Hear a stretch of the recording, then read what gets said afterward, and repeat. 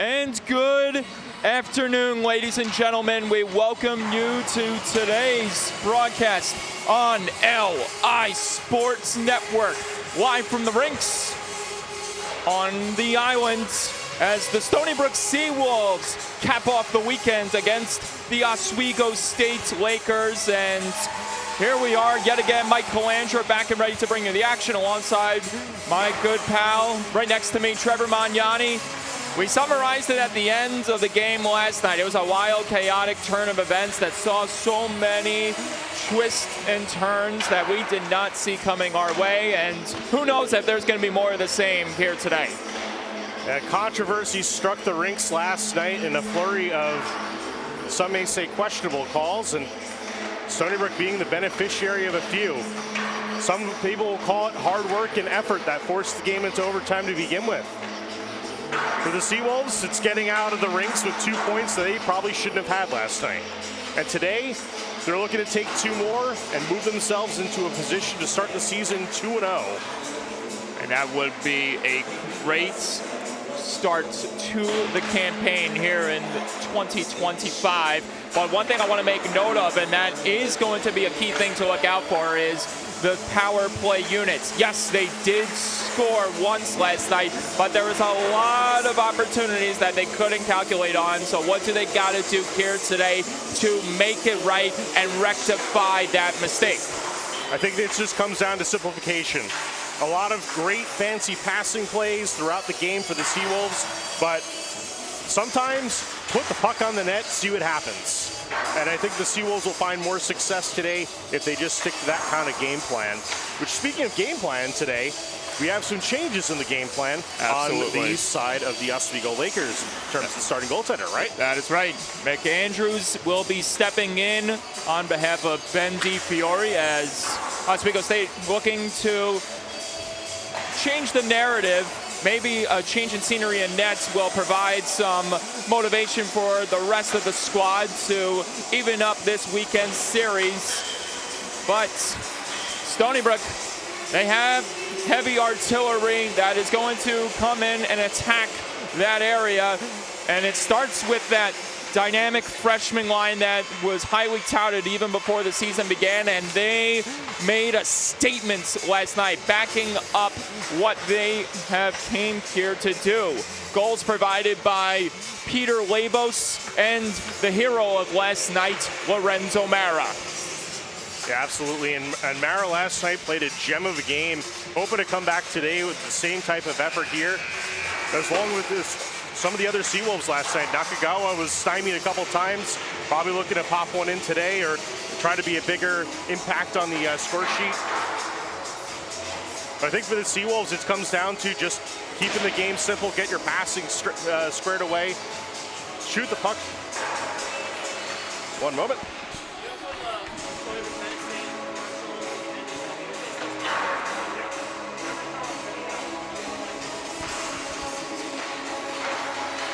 Apologies, I got a little run-in from the Seawolves coach there. Give me a little reminder about one of our key sponsors of the season, Stony Brook Orthopedic Associates, Stony Brook Medicine. Appreciate their support here for Seawolves hockey. Absolutely, and before we step aside, I want to make mention of something important that to look out for tonight in Stony Brook. We have a new change in the lineup. RJ Sember will be making his debut at the blue line because of Gavin Connolly being involved in that melee yesterday. He was hit with a 1-game ban, so he is not in the lineup, which means there was a lot of changes to the starting positions at the blue line, one of them being Charlie Poirier. One could say a promotion to the top line, as Andrew Vegalucci alluded to. He liked what he saw, and that's where he is at. It goes by how the team feels, who performs, how they do, that determines where they stand in the lineup the next game. Absolutely, and that kind of performance-based evaluation in real time is going to help this team really grow into the team it needs to be this season. Well, I would say, based on our performance right now, I think we did a bang-up job to start off this afternoon. Absolutely, and what we'll do right now is we're going to step aside here while they cut the ice here and get everything ready here for tonight's matchup here between the Seawolves and the Lakers here. You're watching Seawolves hockey on Long Island Sportsnet.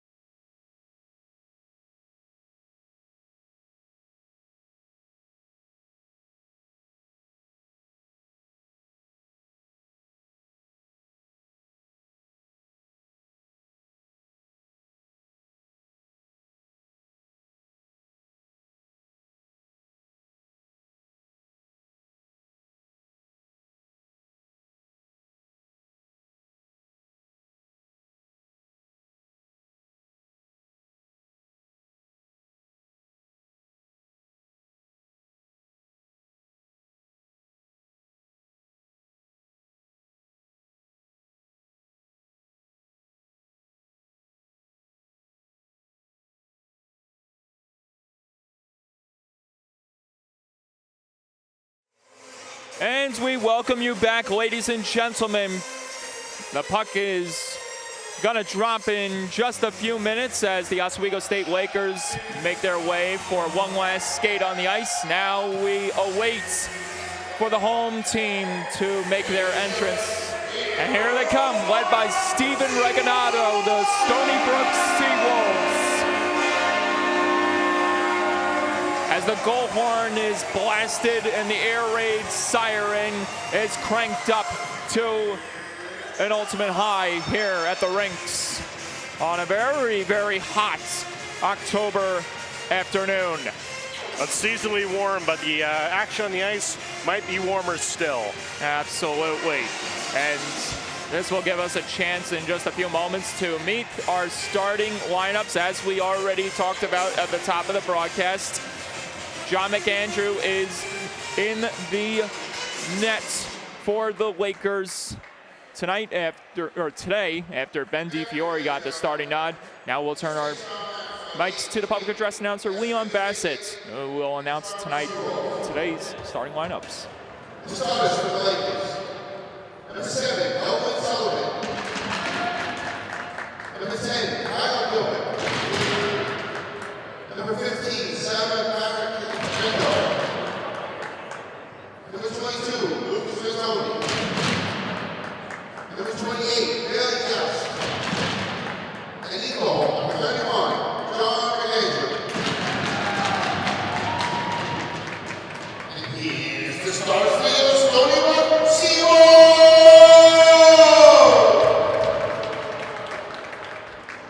On defense, number 8, Charles Morier. His defensive partner, number 28, Kyle Stony. The winger, number 17, Peter.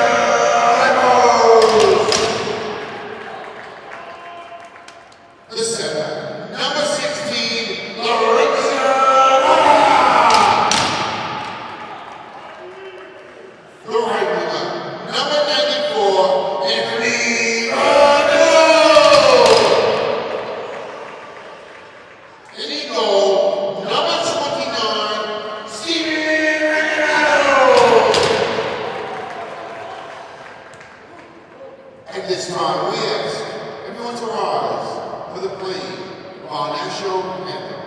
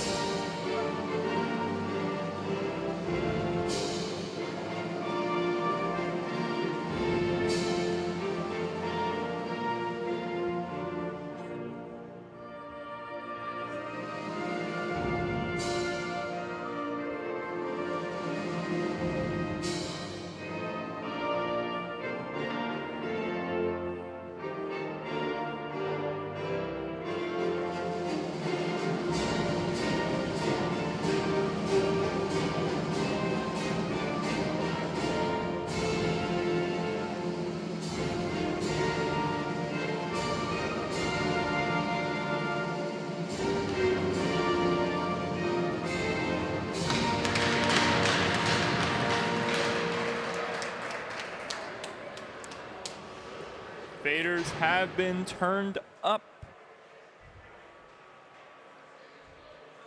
The faders have been turned up. And now it's time to play some hockey here at the rinks.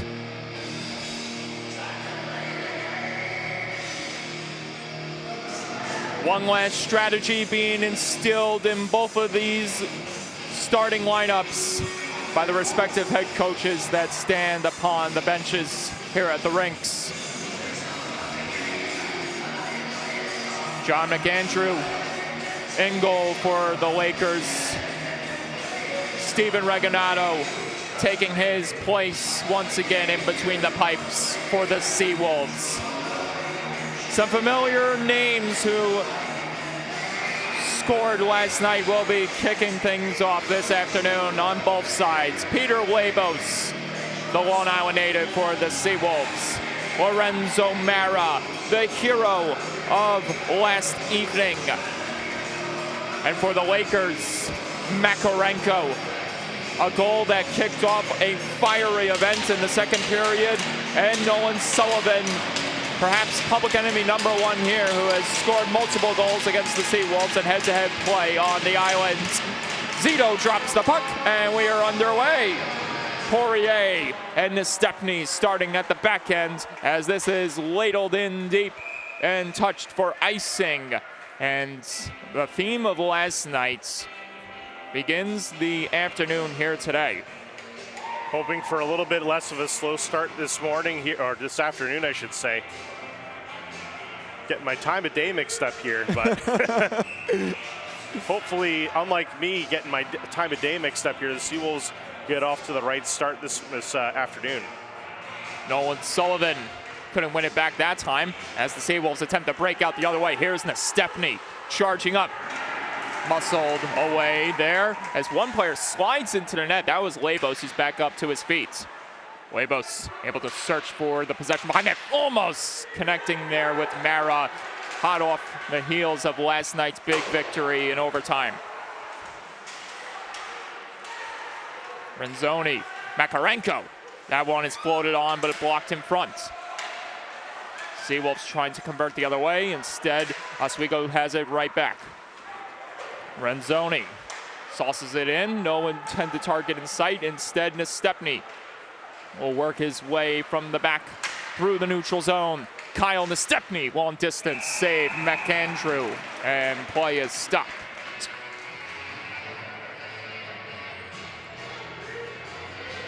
So far, the passing has been a little bit crisper today for the Seawolves to start this game off. Still a little bit of a tepid feeling on the ice right now as the teams are still kind of, it seems like they're back to a feeling out period after last night's pretty intimate affair. But make no mistake, we can only imagine that the temperature is going to rise considerably as this game progresses on. Shot missing wide by Cormanic as DeZaro gets his first check of the night as the puck is knocked into the ceiling to stop play. Just as I say that, I think the message on the bench in that last change was, all right, guys, let's get back out there and throw some checks. Stony Brook trying to get back to that game plan of dictating pace, managing the body checking, and driving that aspect of the game will be important for them today. Off the draw, Cormanic. Malik, now Wenrick. Floating one in front, score! A deflection in front to put the Seawolves on the board here in the first. Sound the siren twice.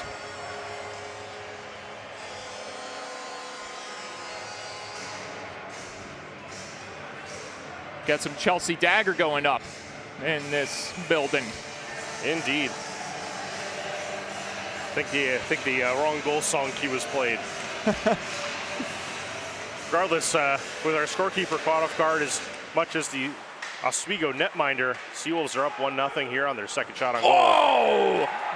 Colin Wenrick absolutely blasted Derrito, and he got up all in his face afterwards. Channeling in his inner New York Giants linebacker. Heard they're hiring. Braden Palfy. So it's Wenrick who breaks the ice here this afternoon. As I thought it was initially tipped in front by Cormanic, who was parked near the front of the nets, but nevertheless, a goal is a goal for Stony Brook. And Wenrick has his second in head-to-head play against Oswego. Watch out. Anastasio crashing into the post, and he is down in a heap. Ooh, that does not look good there. He went in pretty hard there with the getting tangled up. And he is holding his midsection, so you have to wonder if that was ribs first right into the iron. We'll see if we can get another look here at the goal While we get the net reset here. And right there, you see the puck is going to ricochet in there right on the net there. So the first of the year for Wenrick. Last year, he finished off the season with 4 goals, including one game winner against, yes, Oswego State. Here is Nate Legretz. Walking in with a chance, missing. As McAndrew collects a save after letting up the goal. Another chance couldn't be found at the bumper that time by the hard-charging, back-checking DiNapoli as King tries to provide some energy for the Lakers. Gilbert taps the one back into the corner. Salins trying to locate it as Valenti has his hands full in the zone. Trezera mixing it up with King now as Cizelka tries to get in on the action. Cizelka able to stash it back. Renzoni had trouble pulling the trigger, and this may allow Stony Brook to break in with a chance the other way. Great back checking by the Lakers to mitigate that opportunity, but the C will stay in the zone. Poirier fought away by McAndrew. 2-stop play.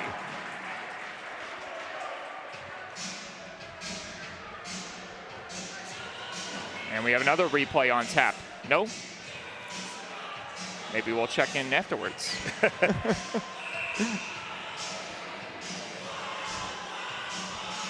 Closing in on the 5-minute mark here in the opening frame. Oswego State with their hands full early on here as they trail 1-0. Stony Brook still putting the pressure here on the Lakers as this hungry freshman trio tries to make something happen early on. As this one's floated on in front, Labos kicked away by McAndrew. Peter Labos nearly at it again as Mara throws his muscle against James Clifford, the Long Island native. Watch out! Another Long Island native playing bully ball on the ice by the name of Drew Demick. Watch out! Oh! And Stepney able to brace for impact.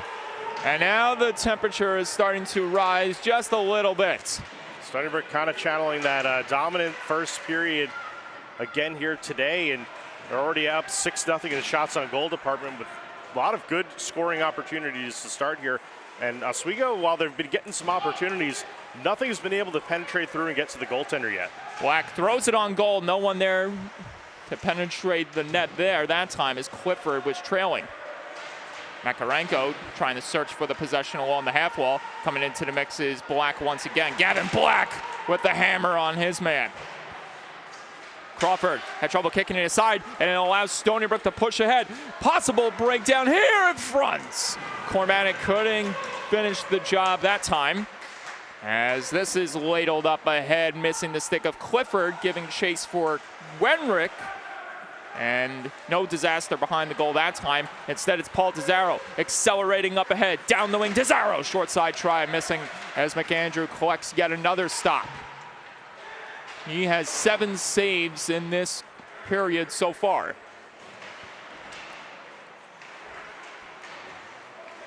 Chance from the top.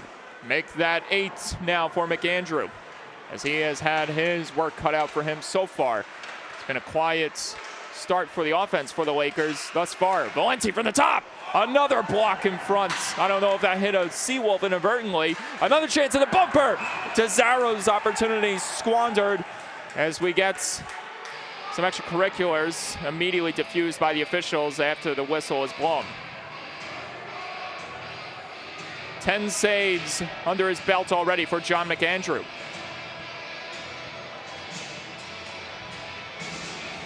Meanwhile, Steven Raganato. Just 1 tally to his name so far today. Absolutely.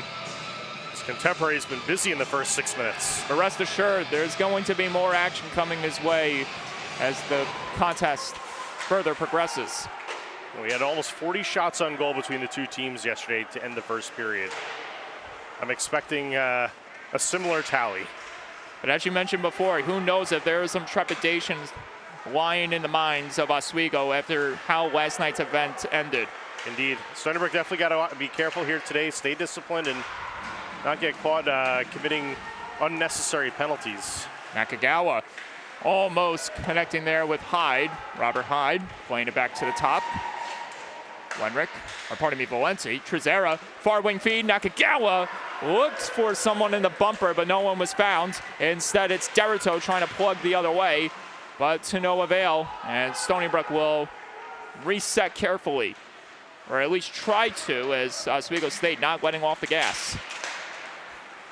Anastasio walks in, save McAndrew. Another opportunity, another nullification by McAndrew. As Stony Brook tries to get another opportunity, it's squandered up in the scrum there. Renzoni. And now Oswego State charging back in the zone. Salins able to gather it, finds a layman score! The King's Courts is present as the game is tied at 1. Take a look at this one here again here on the replay. Beat the icing out here. And wide open in the slot here. He's got all that right side of the net there to pick at. And while he's able to kind of slide over there, just not in time there, catches the goalie in motion and puts it home. And with that goal scored by Oswego State's Trent King, it's now a tied hockey game.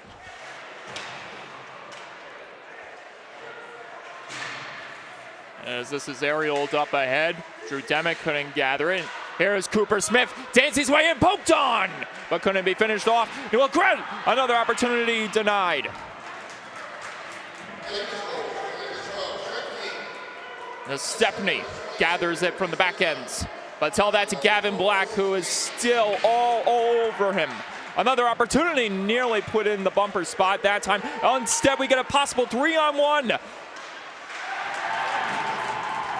They cannot execute there well that time. Mara looking for redemption. Stopped in front. Legret twists it back down low. Cooper Smith on the chase. Legret mixing it up with Jubran, who's stepping in there. It's Mara. Save. Rebound. Couldn't be found in time by Haskins, as Wenrick has his hands full there. Back in comes Mara. Swayman on the brakes. Mara running into traffic. Haskins, far wing feed, able to connect, but just at the last second because Sullivan's stick was right there in front. And this is going to be banked up ahead as Makarenko wins that race to the puck, getting the shot off Regalado with the stop. And as you mentioned, Trevor, the shots are starting to pile up against Regalado now. Labos on the hunt. And he throws the hit against Renzoni. Haskins steps into one, pad save. Rebound, bomb bouncing around before Makarenko handles business once again. A toss in deep, and he stumbles, no call this time, as this is Teddy Valenti, skating defense to offense before being put to a stop, as Doust has trouble clearing it out of the zone. Took an awkward bounce off the door. Oh man. Some things you just never see. Another chance, glove save, and a beauty by McAndrew. We have a player down at the half wall for Stony Brook, and this does not appear to be good. That is, I believe, Peter Labos getting up slowly. They took a big check against the board there. Offering his dismay to the head official as he is still bowled over, heading to the bench. And he'll be further attended to by the Stony Brook training staff. 10.5 remaining here in the first. And this one is aerialed out safely by the Lakers, who go in chasing for it. Derrito up against Valenti, who's able to escape. But can't connect ahead with the captain, Cormanic. DeZaro stepping in here. Couldn't spinorama his way free, as Oswego State once again with the possession. Long-range feed couldn't connect up ahead that time. Valenti in trouble. Multiple casualties there in the neutral zone. Another opportunity the other way. Cormatic forced wide, couldn't get the shot off, or I should say, couldn't get the pass off as he was looking to set up a man on the right wing. Absolutely, it was great defensive play there to prevent the pass or a shot from getting off there. Palfi with a chance, prevented that time by Poirier as he put his body in front of harm's way there. Poirier, well, near disaster, but luckily Robert Hyde had the puck on a string, keeping it in Stony Brook's hands. Poirier looking to dance and maneuver through chaos. Didn't do much there as Hyde sets it back to Nestepny. Poirier, a long-range dump in, and it takes a ride around the wall. Coming into the mix, Anastasio. He plunges to the ice. Down on his stomach, able to make the pass. Hyde! Wheel around chance missing over the nets. Oswego State trying to press back the other way, and here they come. The Lakers, Sazelka, lead feet ahead, couldn't connect with King in time as Nestepny takes him to task. Under 9 minutes to go here in the opening period. Tied game, one apiece. And a clear made by the Seawolves. This will reach the end boards for icing, bringing the face-off draw back into Stony Brook zone. And Stony Brook definitely finding himself here in a bit of a quandary on that icing there. Oswego's going to get their top guys out here for the face-off here. That'll be to the left of Reginado. Now, he said just a few short minutes ago, we'll probably be looking at close to 40 shots on goal between the two teams at the end of the period. And 21 with 8:45 to go.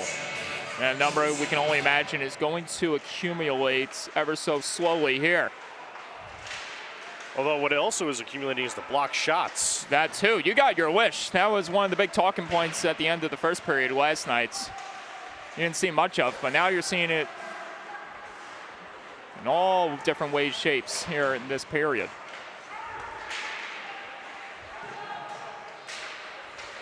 This one is knifed in by Palfi. He scored last night. And he's looking to handle business once again here today. As Legret sidesteps pressure before lifting it up ahead. DiNapoli in traffic. As we get a whistle blown, I believe, for a hand pass. Yes. Great acrobatic to get the puck down to his stick, but fortunately his teammate took it before he could. Absolutely. An innovative effort, nonetheless.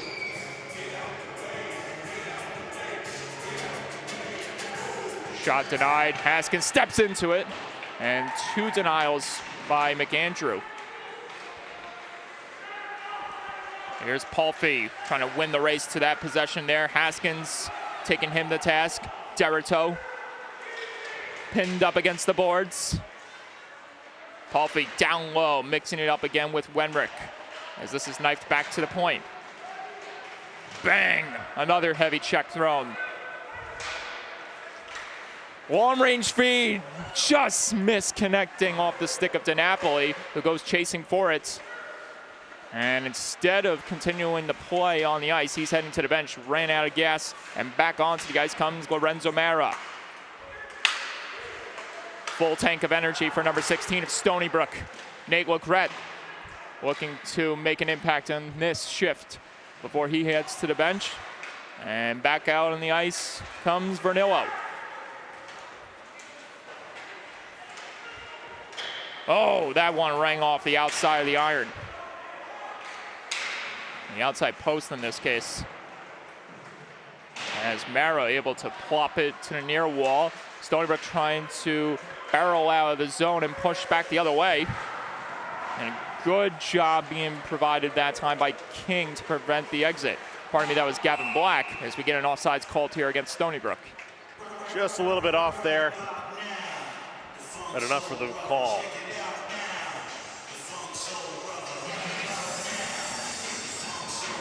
So it appears Peter Labos wasn't impacted as severely as I initially thought as he's on the ice. But you have to wonder if that's going to be in the minds of Oswego State try to administer as much pain as possible against some of these heavy powered players that Stony Brook has. That's always the strategy. You want to hit those players, get them off their game. Lead feet ahead for Nillo. Almost knifed it home there on a good sauce in front. Gilbert able to spin it ahead. Sullivan coming into the mix. Labos packed with energy here. Peter Labos trying to get through everyone, running into heavy traffic provided by Sarver. Now Poirier coming into the mix. Labos lost sight of the possession there. Nestepny keeping it alive as he rushed on over near the blue line. Too many jerseys coming together. It allows Oswego State to get the possession, or so I thought. A turnover for Nillo, and a save made by McAndrew, who holds up.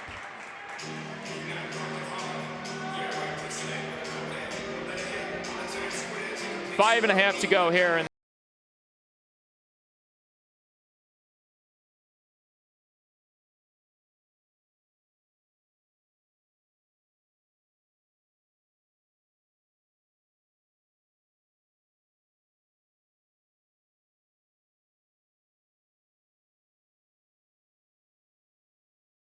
McAndrew, who falls to the seat of his pants as there was contact inadvertently on top of him. Another chance couldn't make its way through traffic, and Cormanic takes it right back.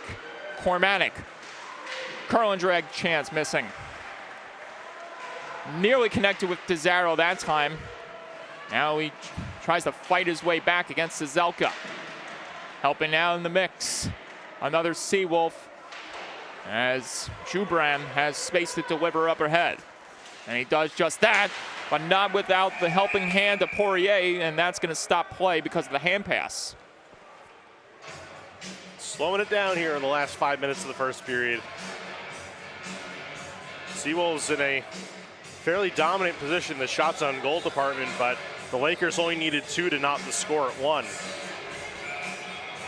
And there's a man that could create more damage, who is back on the ice for Oswego State, Braden Palfy. Wind up alongside Justin Nakagawa, who, as I alluded to before yesterday's game, has had his fair share of great memories against Oswego State, picking up his first career hat trick in head-to-head play last season. And we almost had a repeat of that last night with Stony Brook, 2 of their players picking up a pair of goals in Mara and DeZaro. 4.5 remaining. Stony Brook tracking back in the zone. What a play in front! Save, rebound, McAndrew. A quick bobble, but he was able to snag it in the glove to stop play. Seawolves are definitely getting their share of opportunities today. I think the key is going to be how to convert those into points on the board. Robert Hyde set to take the draw once again, with Anastasio awaiting in the shadows. Couldn't win it back that time. Gilbert spins it to the near wall, but it stays in the zone with inadvertent help coming from one of the linesmen. And it helps Stony Brook's case here to keep pressure on Oswego State before Sullivan gets it back. Nolan Sullivan able to stick handle dance his way by one. Hip checked hard there by Nakagawa. One player descending to the ice for Oswego State, that was Makarenko. Now we see Anastasio dropping it to Hyde. Hyde looking to take off, gets by one. Hyde has a man streaking hard to the goal, that was Nakagawa. Couldn't finish the job that time. Cooper Smith will locate it. And rushing back in the action, Hudson DiNapoli. Nakagawa pressed up against the boards as he has some help coming from DiNapoli. DiNapoli feeds it back to the point. Volenti, traffic building up, on his stick broken too, and it allows the captain, Jeremy Keys, to take off. Back the other way, Keys, Delane, Sullivan looking. Keys can't set it up perfectly there that time. Bam! Nakagawa and Keys converging once again. 3 minutes to go. The Seawolves pressing ahead. Look at one-timer. That one trickling wide. Oh, and watch out there. Almost disaster for the Lakers. as Cizelka played it very close to the goal that time.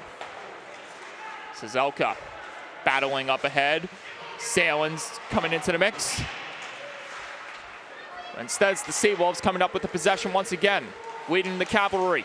Nestepny couldn't connect there cleanly with DiNapoli, and DiNapoli goes against Crawford.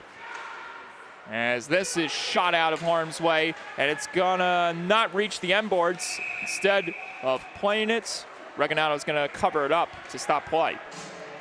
Probably the wise decision there. Let the line change finish there for the Seawolves. Get some changes as needed here.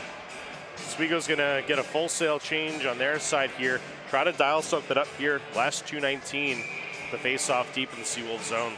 And within those last 2 minutes, only one shot was accounted for, minus the Teddy Valente broken stick.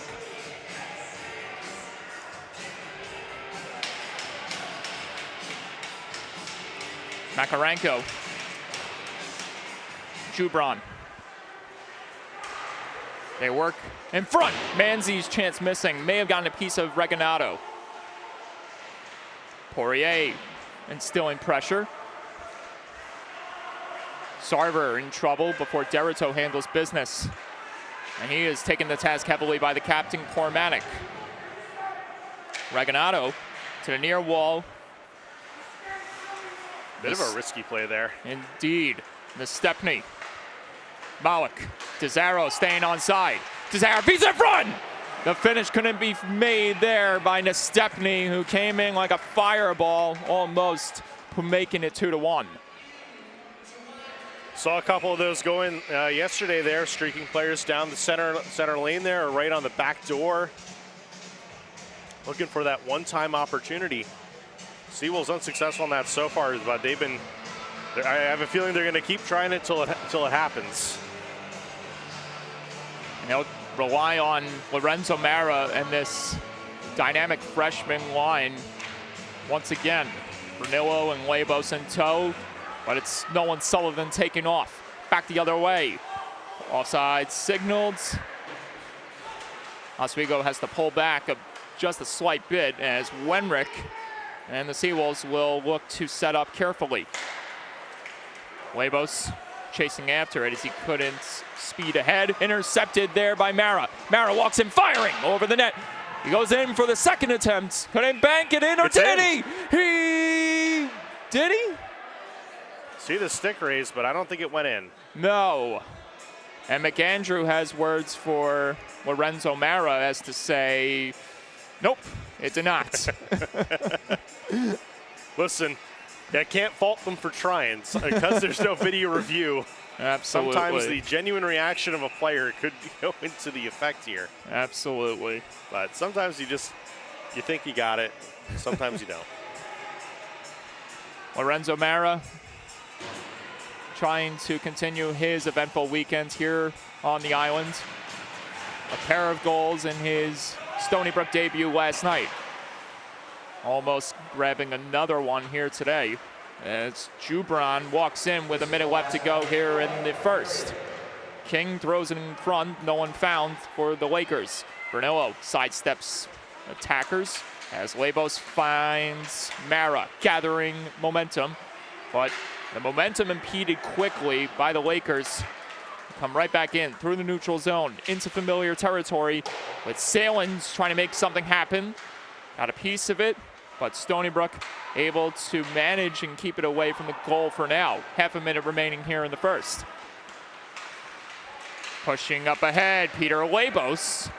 Too many jerseys in front of him preventing the opportunity to go for 17. And Trent, here's King once again. The King nearly in his court once again. No call. As this is aerialed up ahead, and it will not, no, it will reach the end boards for icing, and a little bit of some, I think Coach Garofalo is going to have some words on that one.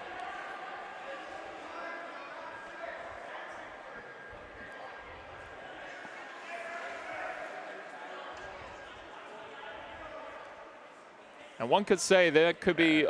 Surprised the referees let them talk that much. And one could say that could be considered a receipt for last night with the non-icing against Oswego State. See if there's a similar result here. Doesn't look like it. 2.4 remaining on the clock. Lakers looking to strike before the buzzer sounds and take over the contest. Palfy in the dot. Off the draw, Derrito. And we leave the first tied at 1.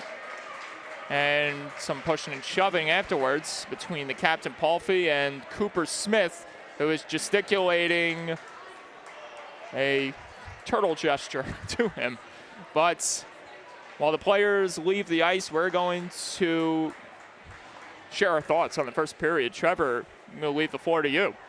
Well, I will take a look at some choice replays here to start to kind of go through here. So we have the first Seawolves goal here. So I'll roll this back just a bit here. Just the shot on goal here.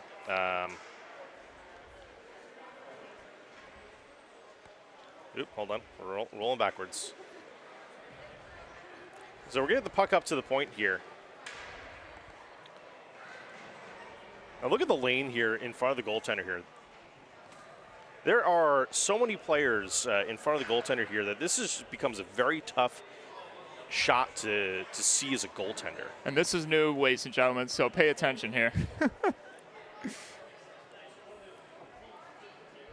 So we've got ourselves here 1, 2, 3, 4 players in front of the goaltender here. We'll try to roll this here slow here for you.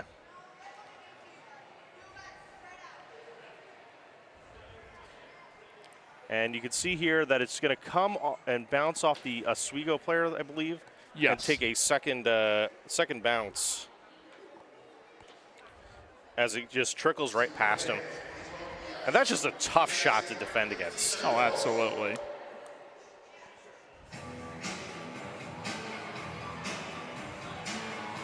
So we have another, we'll take a look at the Oswego goal here.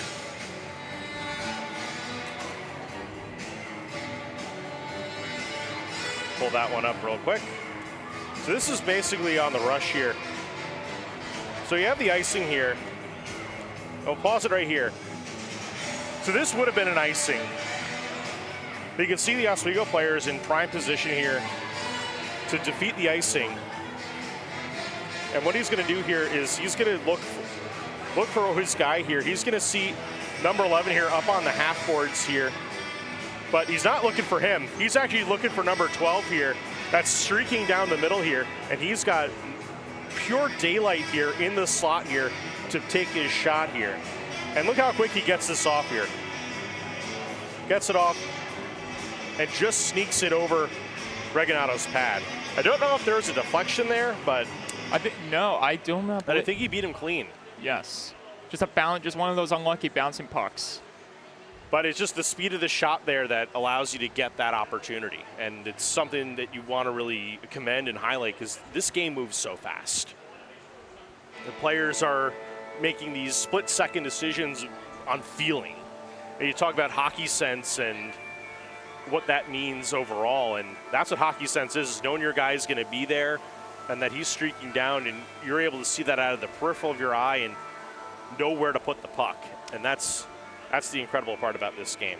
So now that we got the analysis and the replays out of the way, let's look towards the second period. For Stony Brook, what do you got to do to change things up here so you can be ahead of a team like Oswego these next 20 minutes?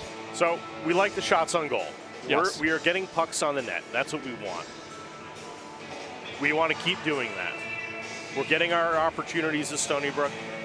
And what we really want to do is try to stay disciplined. They got away with a few there. I'm going to say it.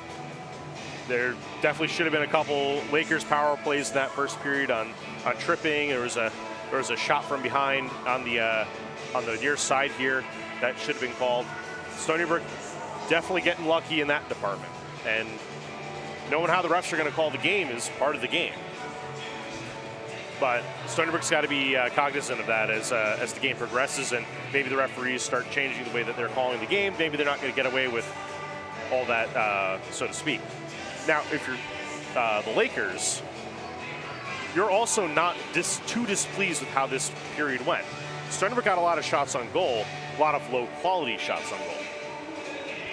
They're peppering your goaltender, but there are a lot of, I wouldn't say no shot is a meaningless shot, but you're getting a shot from the outside, a shot from behind the goal line. You're getting a shot from the sides. You're keeping the Seawolves pretty isolated to the exterior, and you're letting your goalie, for the most part, see the puck.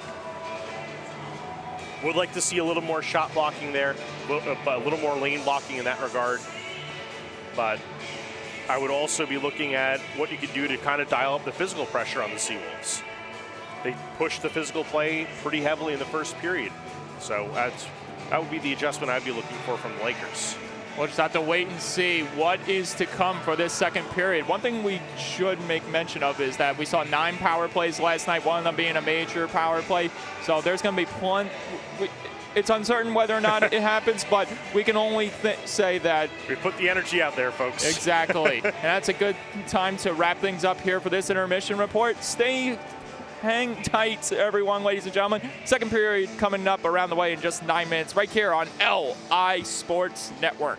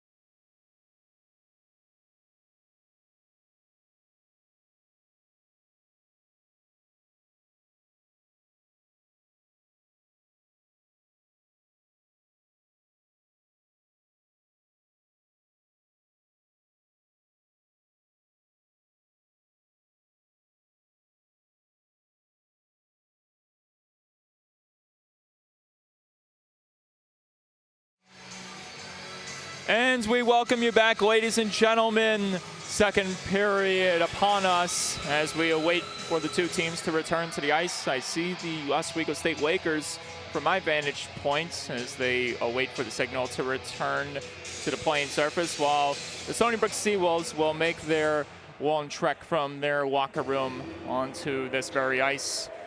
We're tied apiece at 1. And we got a chance to look at the replay for the goal scored by Oswego, and it turned out it was an inadvertent deflection off the stick of Charles Poirier that allowed Trent King to pick up the goal. Yeah, we'll take this one nice and slow here. And you'll want to keep your eye there on the stick there. And that's just going to pop it right up there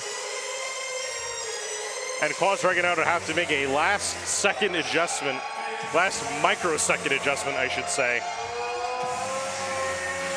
But she was unable to do that. And that's how we got to a tie game there. And we'll just have to wait and see how Stony Brook responds to that, as they've had a multitude of chances to add to the board just by the indication of where the shots on goal stand. 22-9 Seawolves. However, John McAndrew has not been phased one bit, despite the only goal allowed by him here today. He's been solid in net. And the same can be said for Steven Reganado. Absolutely, both the goaltenders facing a variety of shots here in the first period. Mix of your complex shots and deflection scenarios, and your fast break scenarios and one-timers and tip-in opportunities. And you touched down on fast breaks. We saw numerous fast break attempts by the Seawolves, as one example, Justin Nakagawa nearly scoring on the far wing, coming in at the last second, almost pounding it home as second period is underway here at the rinks. Jubran finds Sarver, and Sarver is going to skate it up, or at least try to connect with Sullivan up ahead, but it goes for icing instead. As Oswego trying to send somebody early, unsuccessful, and we'll face it off in the Oswego zone. Pernillo, Labos, and Mara, who started off the first period, will once again remain put out there as they start the second period off here for Stony Brook. Mara nearly scored again back in the first, as that chance gets blocked. Here's Poirier trying to rectify the goal that came off his stick, which gave Oswego State the goal for King, as Stepney and the boys try to make something happen here, as that chance misses wide off the stick of Mara. Poirier looking to rectify that earlier mistake, as the Seawolves come in close, trying to change the narrative ever so quickly.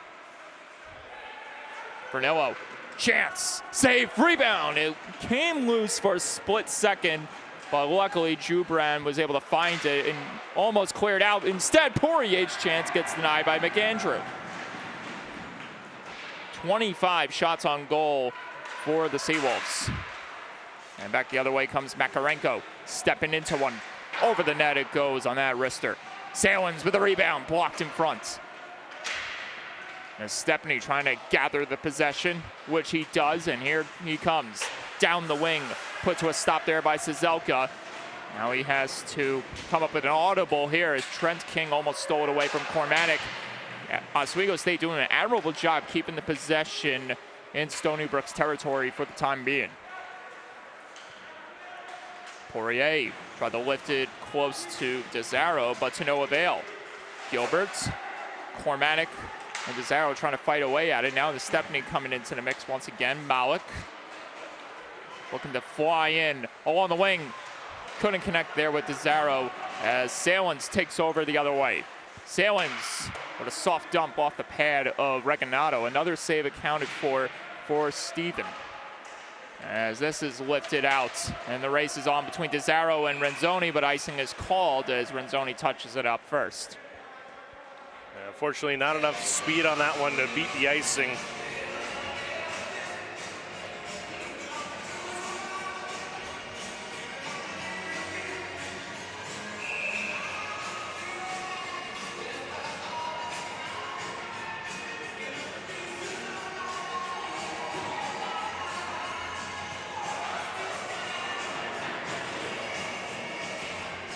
There's Manzi, another goal scorer from last night, taking the draw. Duncan Crawford throws that one into the corner. Derrito couldn't locate it in time as Wenrick and Cormana came in a hurry. Crawford with a toss in front, nearly deflected on that time. It did get a piece of someone in front, but it didn't go in the back of the net. A chance down low, could it be knifed home? Regalado out of position, in a very prone position, as that is going to be ruled something, but not without some extracurriculars after the whistle, as Oswego State is gesticulating a goal call here, but we have no idea what the answer is going to be. And we'll take a look here to see if we can pull it up on our side. I don't know if we even have a good enough look at it here. Well, they're indicating it's not a goal based on the fact that they're setting up for a face-off draw inside the zone. So let's see. I'm not seeing anything there. So we don't got the shot. Inconclusive evidence. One of the downsides of the single camera shoot is we do not, unfortunately do not have another angle.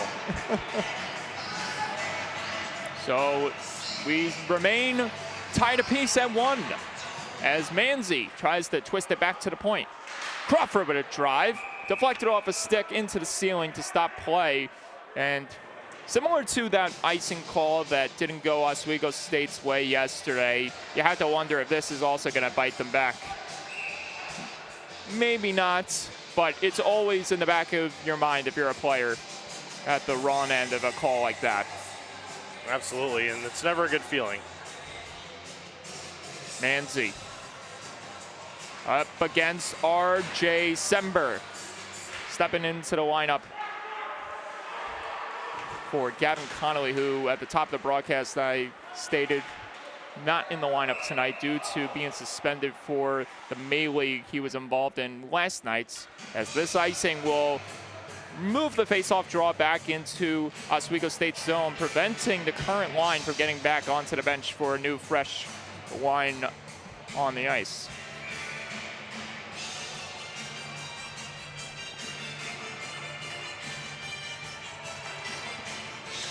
Nakagawa able to spring free, firing, blocked in front. I don't know if McAndrew made the save or if that was a leg provided by one of the defensemen.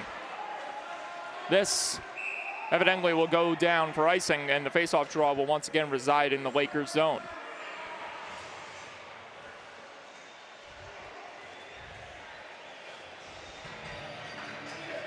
Joey Trezera, the former Trine University product, on the ice in his senior year with the Seawolves, trying to make an impact in his latest shift here this afternoon. Wind up alongside longtime defensive mates Ted Valenti. As Oswego State gets the possession off the tie-up, it's lifted up ahead, leading to Palfy streaking in. Score! The captain delivers once again. It is 2-1 Oswego State.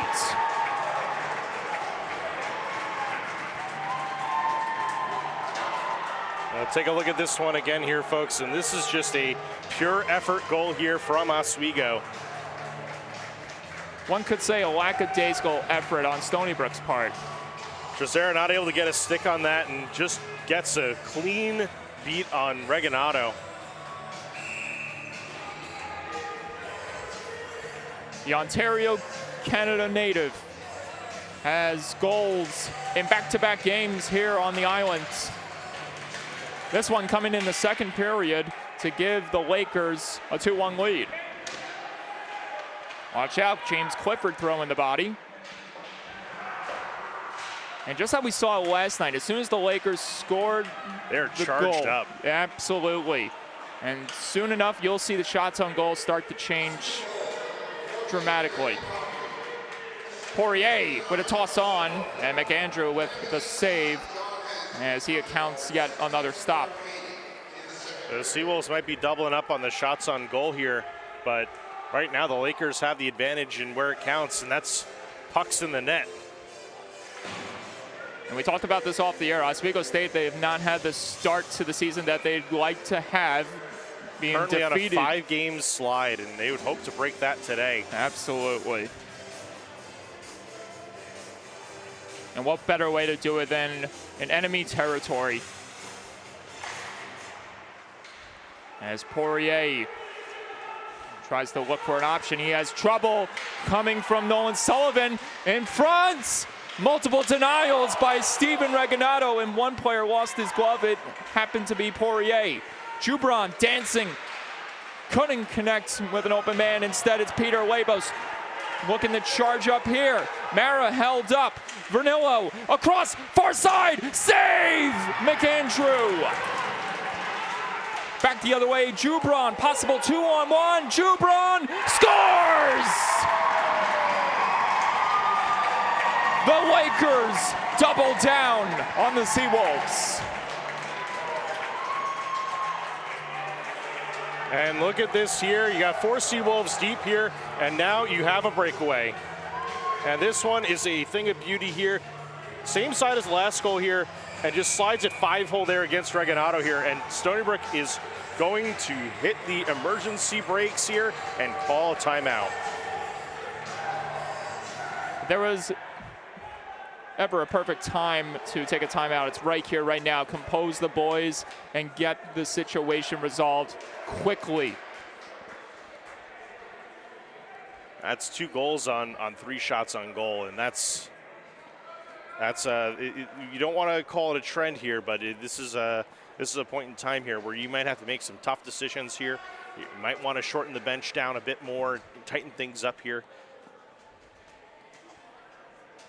Got to get the defense settled in here, because what just happened there was pretty undisciplined. You had 4 guys caught deep below the circle there, trying to push for a goal, and obviously you want to try to score and get something going, but you got to take care of business back home. And that turnover there, we'll play it again here. You can see here, there's just nobody home here, and this would have been a 2-on-1 regardless, had it not been a breakaway. And give credit to Nolan Sullivan. His relentless pursuit of the puck started that whole thing off. Nearly came up with a steal and almost scored the first way before Jubran went ahead and scored in the second act. As Vernillo, or pardon me, this is Robert High looking to charge up the other way. Seawolves down by 2. Can it slide home? No, it cannot. Gilbert gonna push away Anastasio as 5 minutes have gone by in this second period. But if there's one thing we can be optimistic about, is that Stony Brook has been in this position before. Last night, down, they gave up back-to-back goals on the power play, although this is coming on 5-on-5 conditions. Found themselves in a 2-goal hole, but they did come back. They did come back, and we saw how the game ended.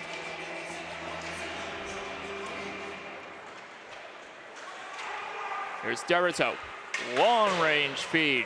Couldn't connect with the captain, but Manzi able to get in the zone nevertheless. Nakagawa, however, drops it to Anastasio. Anastasio, though, backpedaling, looking for an option. Instead, Derrito got it back. He fires it ahead. Jubran couldn't get a hold of it. Hyde cleaned out. Nakagawa walking in. Anastasio stopped by McAndrew. Multiple denials. It's they in. Score! Justin Nakagawa.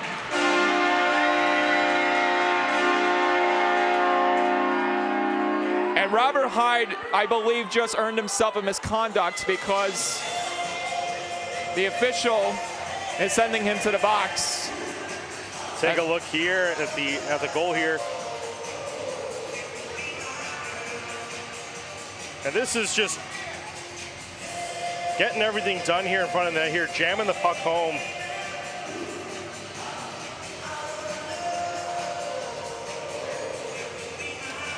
So almost a complete mirror image of what we saw previously when Oswego State, when they thought they scored on like the poke and play back in the other end.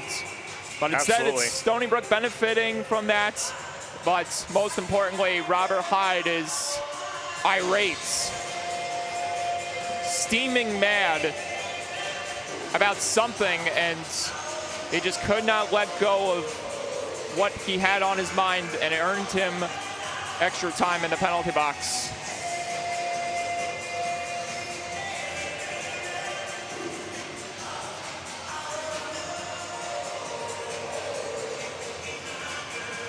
Take a look again at the extended replay on this one here. Puck's going to turn over here in the neutral zone here. And the Seals are going to come the other way here. Take a hit, make the play, and put the puck in the net here. And a similar kind of like cross-checking scenario here that happened last night after the Oswego goal to the Seawolf. And so there's a penalty being assessed here for 2 minutes against the Lakers. it looks like they might have gotten it. You have to wonder if the play that... Although, who knows, maybe the penalty was called afterwards, because I didn't see an arm raise. But if I had to take a guess, a stick got caught in the midsection there on the hits that was laid on Hyde. And that's why Hyde was very irate. Yeah, absolutely. We'll take another one. Take another look here at the extended replay. So you're going to see it on the right side when Hyde starts streaking down the wing. Watch for 5 right. Looks like it definitely... Maybe the butt end of the stick potentially got in the oblique rib cage area. So they called 5 for it, and yep, that's what they called.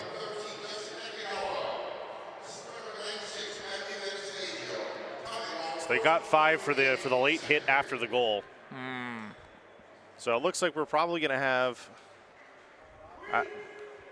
something here, folks. Welcome to Long Island. Well, there's going to be a power play, that is for sure. We don't know that. Or maybe the puck hasn't dropped yet, and I have been made a fool before by claiming the power play. For now, it is a Stony Brook Orthopedics power play. That's right. Thank you for clearing it up.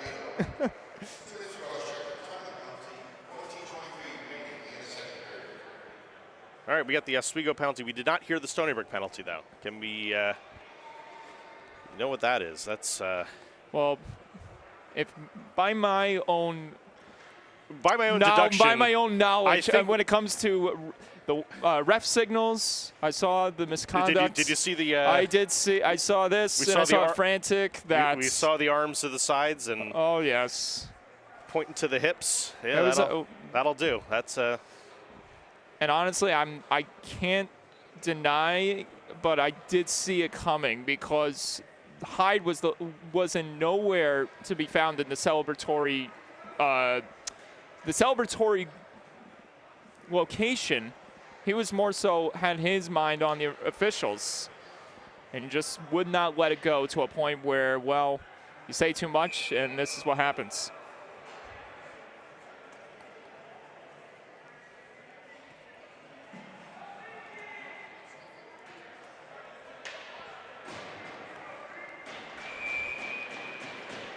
Looks like after this extended timeout here, there is no penalty on the board.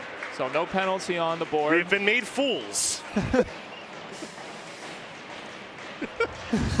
Well, now we know. Not only that, we still don't know what the Seawolf is in the box for.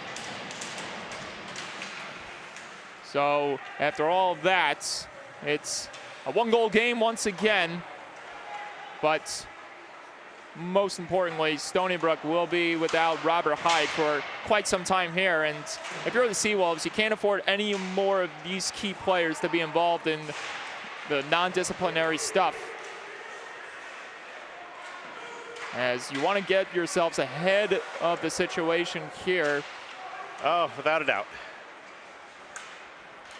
It's a lot of writing on the wall. 1-goal game. As King finds himself in trouble. Valenti able to connect with Legret, who found Smith. Cooper Smith, Legret sends this one in deep. DiNapoli cruising in to try to grab it. Legret twists it back in front. No one found. Instead, King is able to clear it out. Couldn't connect with Salins as that one shot out of play by Nestepny.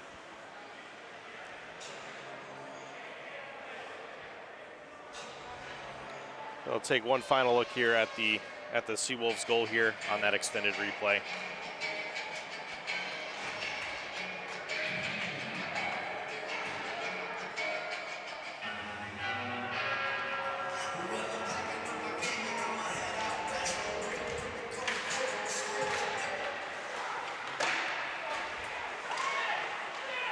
Scramble in front.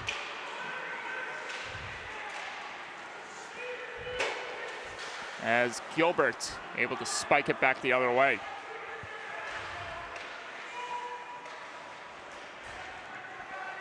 Gilbert.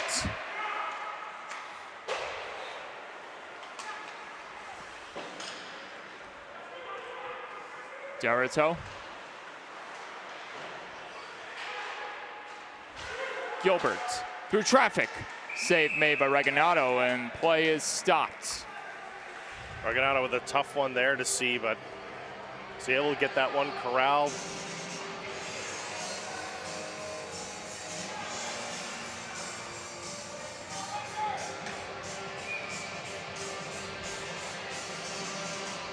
We'll face it off to the left of Reginato here.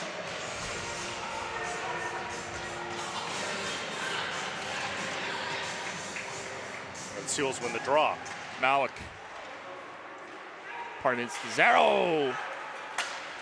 Braced for impact.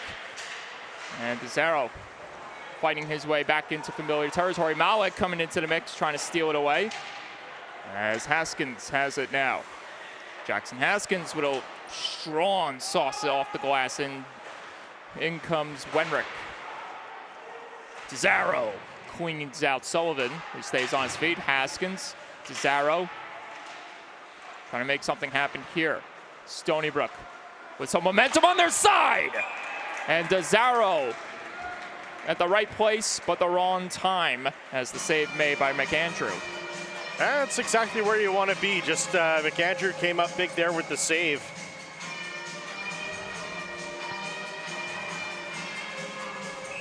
A full sail line change for the Lakers, while the Seawolves keep their big boys out there. This veteran trio of Cormatic, Malik, and now DeZaro in his second year with the program.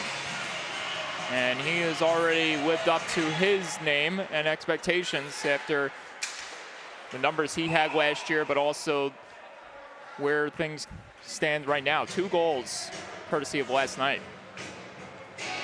That's the way you want to start a season on the score sheet for sure.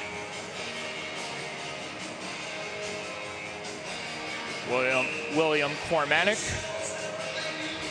back in the mix. Has endured a long journey where he's back to feeling 100% after undergoing shoulder surgery a few seasons back. There he is. What better way to be in action as the captain as this chance misses wide off the stick of DeZaro. And Keys couldn't chase after it as Wenrick has to backhand it in deep.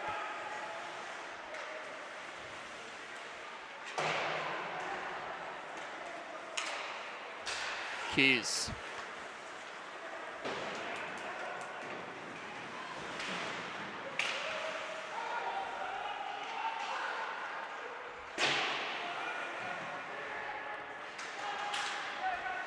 Keys.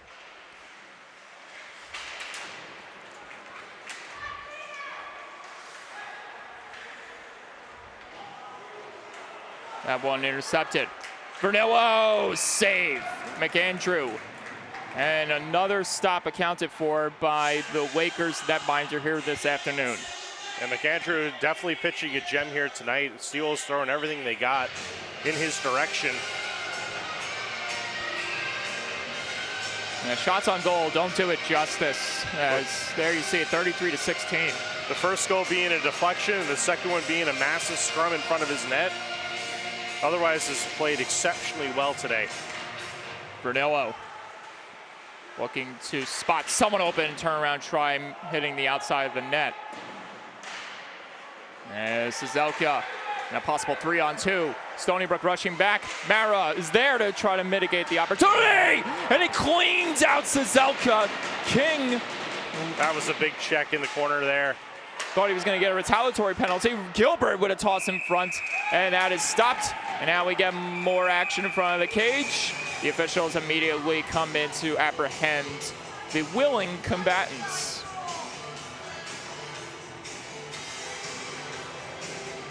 Yeah, the linesman trying to keep the peace out there, at least for now.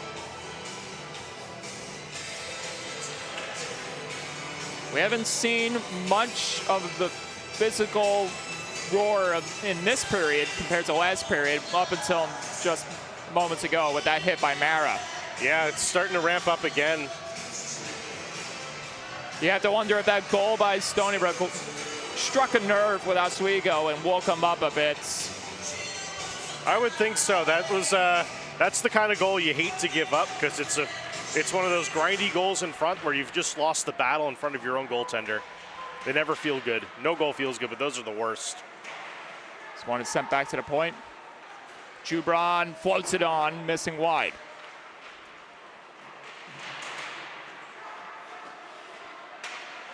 Turnaround try missing there. Derrito looking to locate it as he's pressed up against the boards by Nastepny. Shipped on, and to the right it goes. Stony Brook offering great coverage in the zone here. Malik with the clear out of the zone. And he's been out there for quite some time, so you have to wonder when he's going to return to the bench for a healthy skater. Ooh! Poirier took a shot up high and no call assessed. And he is down on all fours. Potentially a knee injury, and yeah, he's holding his left knee. And luckily for us, we do have instant replay to see what exactly transpired. Well, I'll take a look to see what happened on this one with a little more clarity. And this is not a player Stony Brook can't afford to be without for future games. Let's see it. So we have the training staff coming onto the ice, and might have looked like a Dion knee potentially, or roll it back.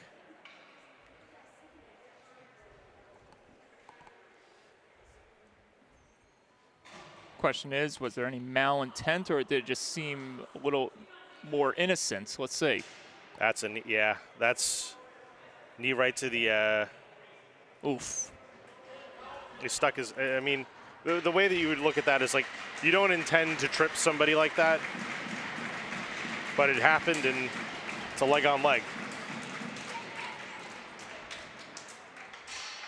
And now that's two key players that Stony Brook does not have currently on the ice, as this is some really bad news. Charles Poirier being escorted not even to the bench, but straight to the locker room, with Nastepny helping him out, along with Joey Trezera. A hard scene. Not what you want to have here on opening weekend.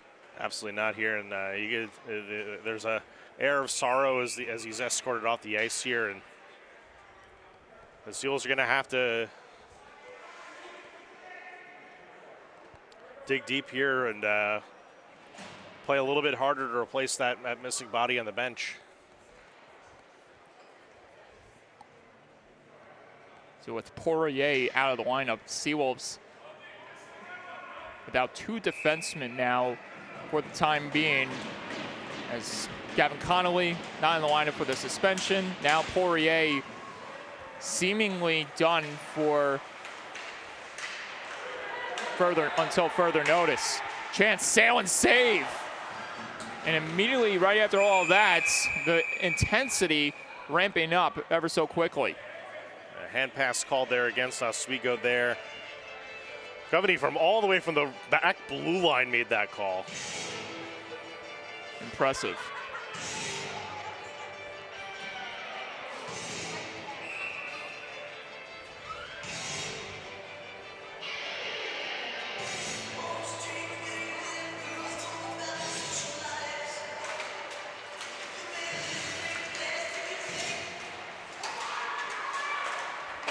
King. Salins save. And here's DiNapoli trying to re-engage with Smith and Legret as the Seawolves attempt to tie things up. The shots on goal, which stood at an insurmountable amount for Stony Brook, has gradually shrunken thanks to Oswego State's piling up the numbers. Chance in front! Almost slipped through McAndrew, who had to adapt there quickly. McAndrew able to get that one corralled underneath his pad, prevent that one from going in.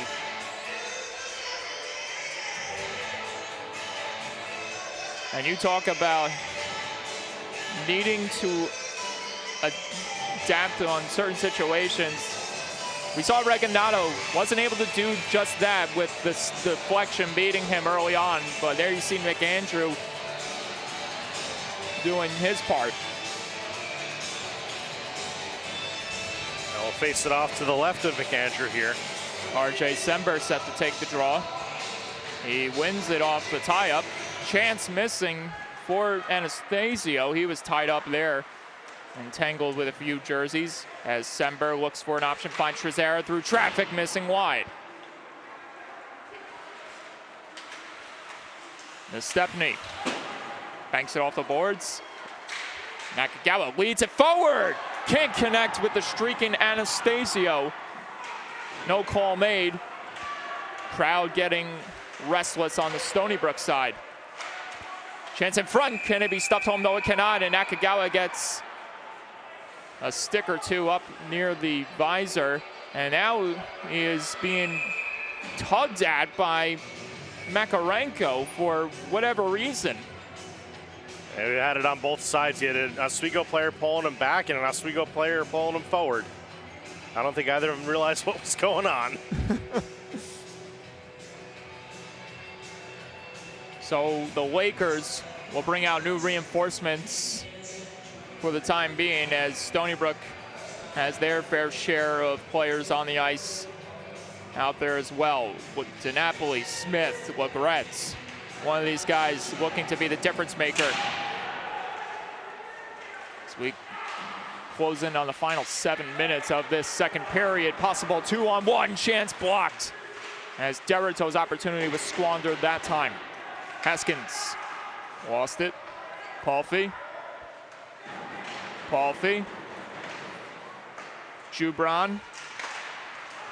Derrito. Shot. And deflected off a stick and into the mesh to stop play. And the Seawolves are going to be going for interference after that one. I knew I sensed something wrong because I directed my attention towards the Oswego bench and they were applauding. So I knew there had to be something up, and it's an interference penalty against the Seawolves, and Nate Legret will sit for 2 minutes.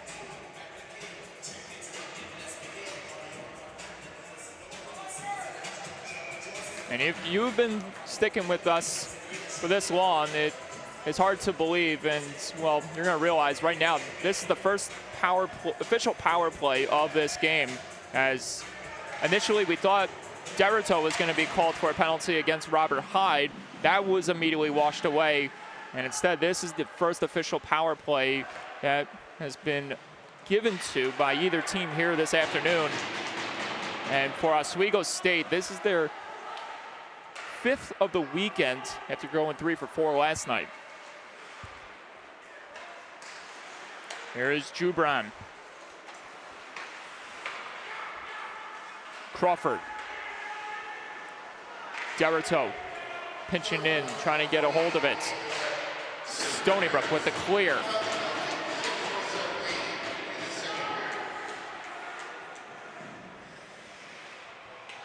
Oswego State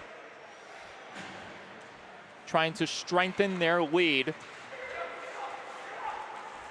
as they try to bounce back from last night's dramatic collapse, which ended in Stony Brook defeating them in overtime, 5-4, as the faceoff draw will now move to a new location. It's going to go all the way down for the intentional offside. Smith, Wenrick, DiNapoli, and Haskins will try to mitigate as much opportunities from the Lakers as possible, as Oswego State will have a long journey from their back end in trying to execute on the offense here. King dropping in the trailer. Here's Manzi. Manzi pushing ahead, getting by Haskins.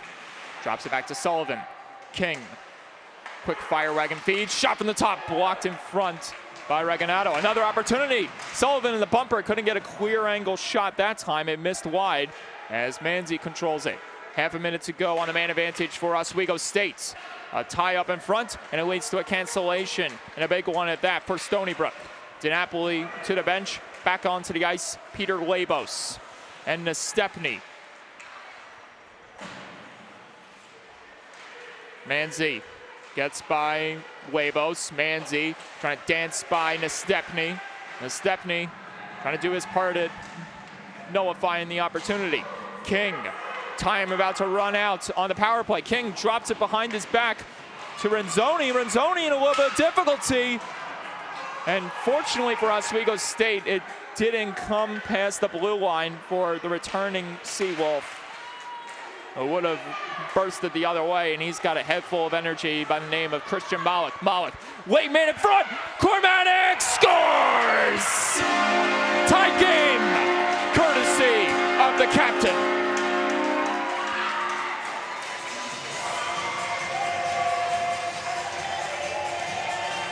And we'll take another look at that here on the replay here. That is effort there. Beat out the puck, win the puck battle, find the guy coming up to the slot here. And he has all day here. And he's just going to take it to the left, get the goaltender to hang out, and put it home. I don't know if you noticed, the pass went right through the wickets of the defender of Oswego State. Squeaked it right through there, made the perfect connection. Cormanek could finish the job. Gotta love it. And with 5:08 to go, the narrative has changed once again ever so dramatically. It is tied up at 3. Kill the penalty, build some momentum, get the puck deep, and sometimes get yourself an opportunity wide open in front of the net, and sometimes things go in the net. Makarenko with Doust on the far wing. Makarenko, backhander, scores! Beautiful. And the Lakers are back on top. And like I just said before, get the puck in front of the net with a bit of daylight and see what happens. And you're going to see this here. Lakers are going to create this 2-on-1 here by beating the Seawolf defender here. Seawolves are going to take the pass away here, leave Regginato on the one-on-one, and just gets beat blocker side, top shedder. All seemed right for Nestepny there, defending his position, but then Makarenko dipped the shoulder and seemingly faked him out, giving him room to go upstairs on the backhand and collect his second goal of the weekend. However, this time, no extracurriculars beyond that, as Stony Brook tries to respond quickly here before Oswego State strengthens the lead once again. And there's Salins picking up right where he left off. Ryan Salins bashed up against the boards. Here is Vernillo. Finds Mara. Mara, lead feed in front. Vernillo tugged away there as Labos got it to Vernillo. Vernillo, Mara, centering feed wouldn't go as he banked it off of McAndrew, who held up safely, and the faceoff draw will reside in Oswego State zone. 4:01 to go. There you see the shots on goal, 36-24 Stony Brook.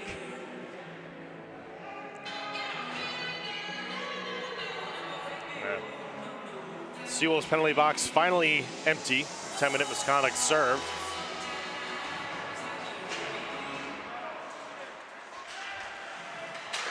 And perfect timing too, as they could definitely use Robert Hyde in a situation like this.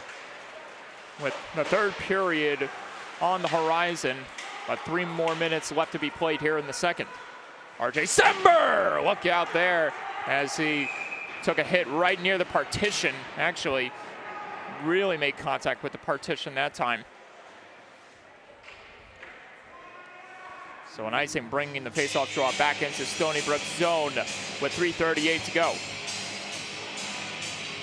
Exciting second period of hockey here. Oswego sprung to life early on. Stony Brook not going down without a fight, though. Not at all.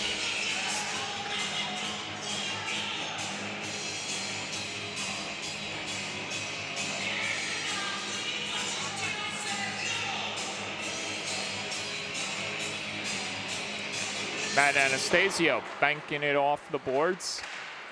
And Stony Brook trying to push back the other way. For now, Oswego State pushing the pace here. As they lead 4-3.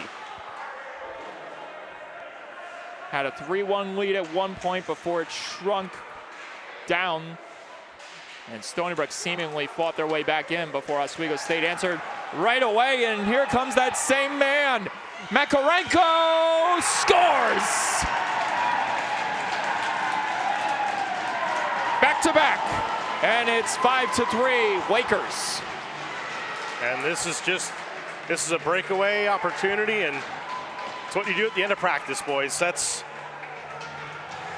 the goalie make the move on the slide it right between the 5-hole, and celebrate your way down the ice.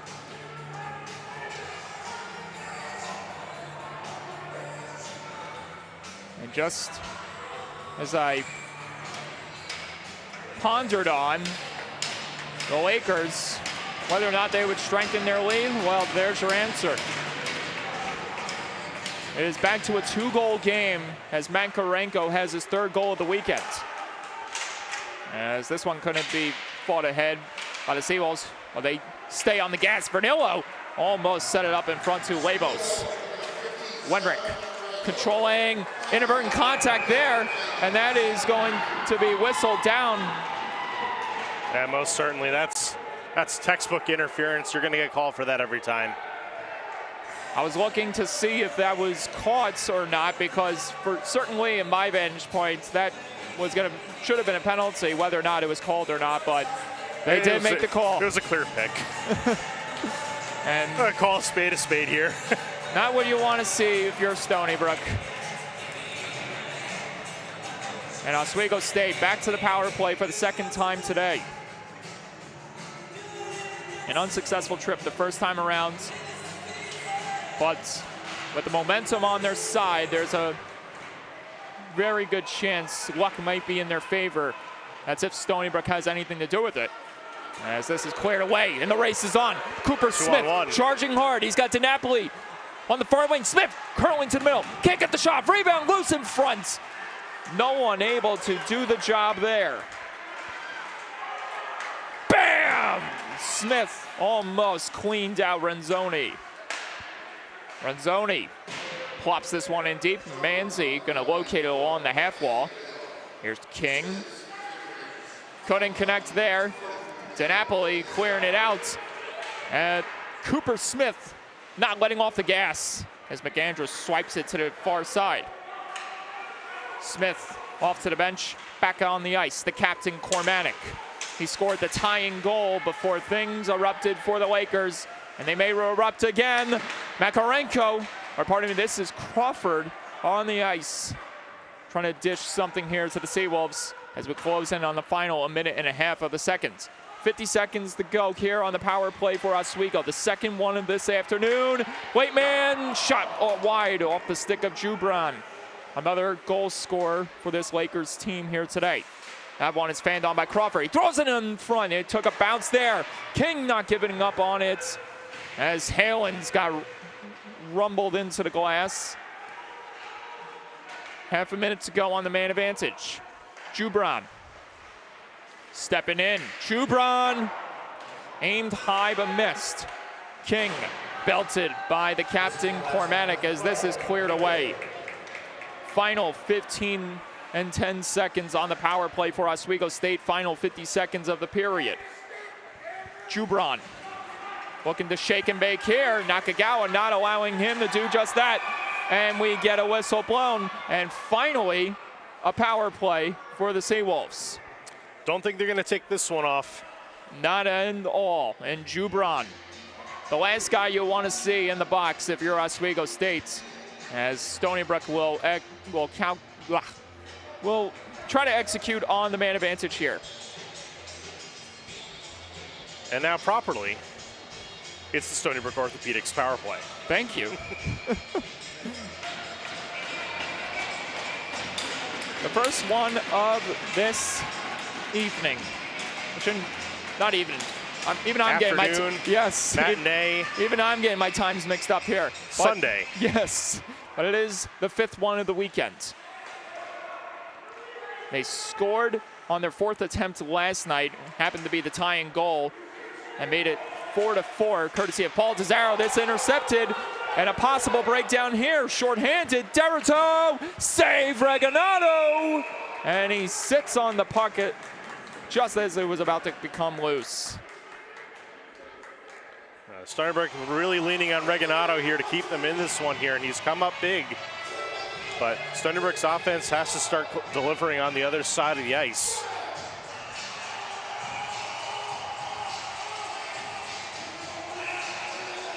.4 to go here in the second. Barring anything else, this power play will carry over to the third. But if Nakagawa has anything to do with it, he is trying to do anything in his right to rectify the situation and get Stony Brook back in this competition. As that is it for 2 periods of play, and the Lakers lead 5-3. A very eventful second period, at least for the offensive front on both teams. Absolutely. You have Oswego State here putting in 4 goals this period, and Stony Brook only able to match up with 2. So that's your difference here at the end of 2 here, 5-3 Lakers. Shots on goal. Stony Brook's dominant lead at the end of the first is no more. 37-28. It is much closer than it was, and from a shots on goal output perspective, it was pretty close in the second period. I think we can agree on this. The main factor in this period is going to come down to discipline, and for Stony Brook, they want to get back in this game. They got to keep their cool, especially with how this second period transpired. Robert Hyde taking the 10-minute misconduct. You don't have Charles Poirier anymore, not for any extracurricular reasons, but because he's down with an injury. You can't afford any more key players to be lost in this matchup. Absolutely, and that's another thing too, is the team's identity can't be that they're going to be chirping at the referees and getting into the vocal game. They got to make their identity what they're doing on the ice, what kind of play they're putting on, what kind of checks they're throwing, what they're doing with shots and blocking shots, and the effort plays like the one that led to a Seawolves goal today. So with that, I think we're going to wrap up here early here for the intermission report here. We'll come back to you guys at about 13 minutes time here for the start of the third period here. You're watching Seawolves Hockey on LI Sports Network.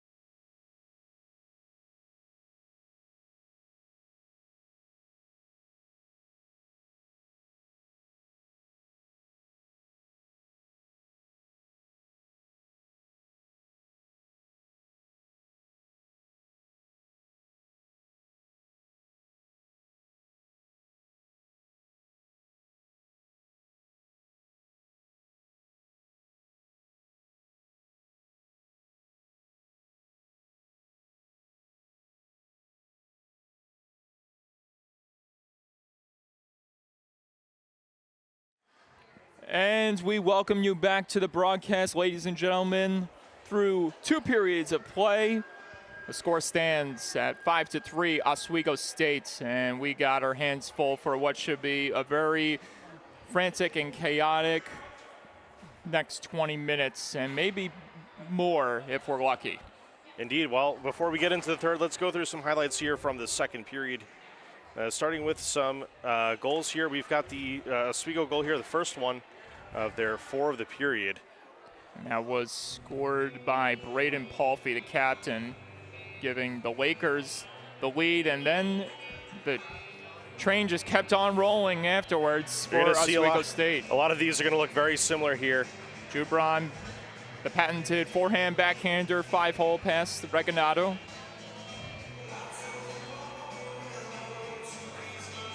And let's see what this one was. This was the Stony Brook goal.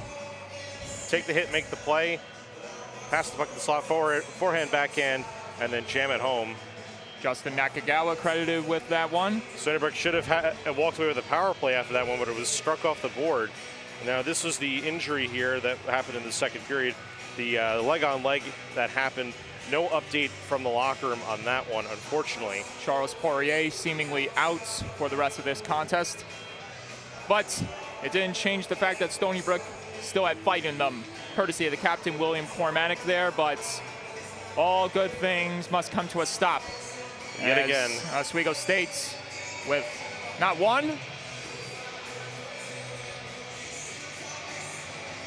but 2 from Makarenko. And Makarenko finding both sides of the ice with that one.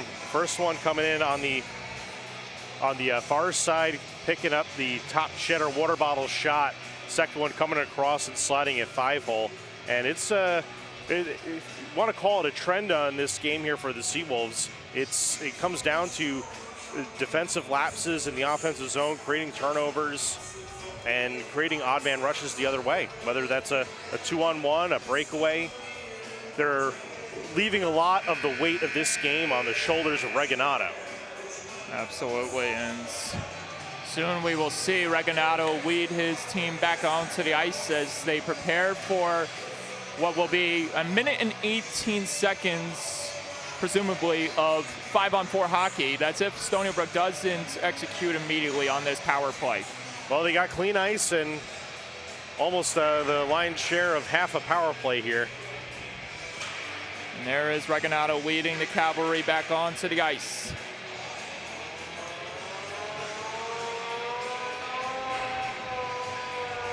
And the air raid siren sounds. And we hope to hear the goal horn be blared throughout the facility a couple more times as well, as right now we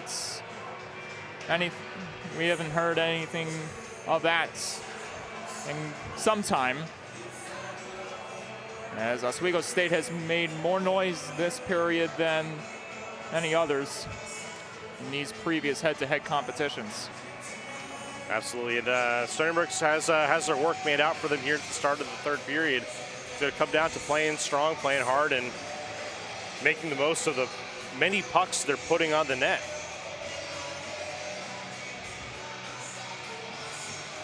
A change in scenery for both netminders as they take part in the same spot that they started the game in, on opposite ends. Reganado looking to pick up his second consecutive win to start the 2025-26 campaign, while John McAndrew is vying for a big victory for Oswego State as they try to get the monkey off their back to end that 5-game skid. They're in a great spot to do it today, starting the third period up 2 goals, and honestly playing pretty solid here today. It's going to come down to a clean finish here for the Lakers, and for the Seawolves, if they want to rewrite the script on this one, they're going to have to start right now here on the power play. And this line, there's a lot of heavy artillery out there. You got Nakagawa, Cormanic, a mixture of the old and new. And as we get another penalty. And this will soon become 5-on-3. Stony Brook should just hand over the puck. Right now we're going to play 6-on-4 before it gets touched up. And a roughing is assessed to Derrito, who will join Drew Brown in the penalty box. The Seawolves here with their best opportunity of the afternoon. 5-on-3 for 56 seconds. A big one at that. And this power play opportunity, or these power play opportunities, are brought to you by, as always, Stony Brook Orthopedic Associates. We thank you for your partnership these last couple of seasons in providing these energetic moments here on Long Island. Wenrick, as they work around the perimeter, down low. Cormatic couldn't stuff it home there. A lot of room to make something happen. Wenrick from the top. Good save by McAndrews. That hit off his shoulder. McAndrews definitely going to have his work cut out for him over the next 39 seconds here, as the Seawolves are going to try to throw as many good opportunities against them as they can. And this is perhaps the most dangerous position that Oswego State has been in, going up against this heavy-powered power play units that Stony Brook has on the ice. Cormatic without a stick, it's shattered in half.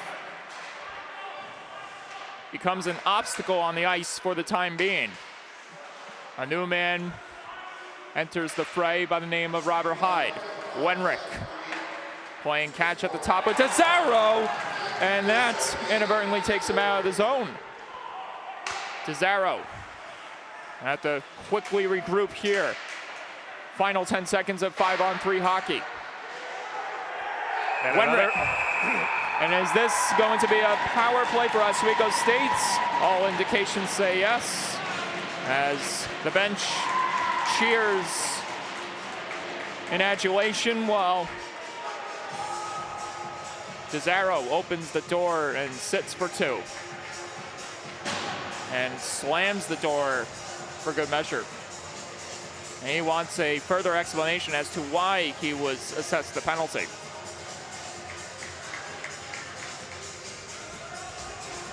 Stony Brook, unfortunately, victim of their own success here, taking a penalty here on a 5-on-3. And they will be shorthanded in a minute 11 time, provided nothing else gets called. 4-on-3 hockey for the next 7 seconds before it becomes 4-on-4. And that soon will eventually become another power play for Oswego State.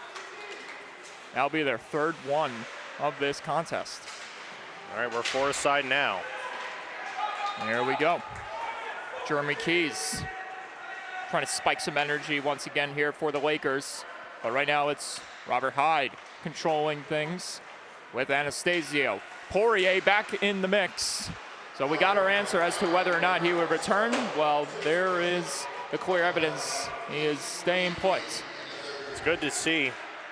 Sometimes those leg injuries they could be very weird, because they feel like you might have done something bad, and you give it a little rest and you give it a little stretch and a little massage, and suddenly it's not so bad. Salins looking to escape out of the zone with King. Trent King trying to pirouette away from danger. He takes a hit from Anastasio as Crawford tries to clear it out of harm's way. King back to grab it as the Oswego State power play begins. How about Labos on that one? That's a bad offsides call. Oswego brought the puck back. Public enemy number 1 back on the ice. He's got the last 2 goals for Oswego State, as this is blocked by Labos. Vernillo able to send this one in deep as McAndrew gets a touch on it. Now Renzoni will take over. King. Trent King with a dangle. King, save, rebound, double denials, and the puck stayed loose. A referee lost sight of it, not in a good angle, and no linesman to yell loose on that one. About 3 minutes gone by here in the third. handful of activities so far to kick off this period.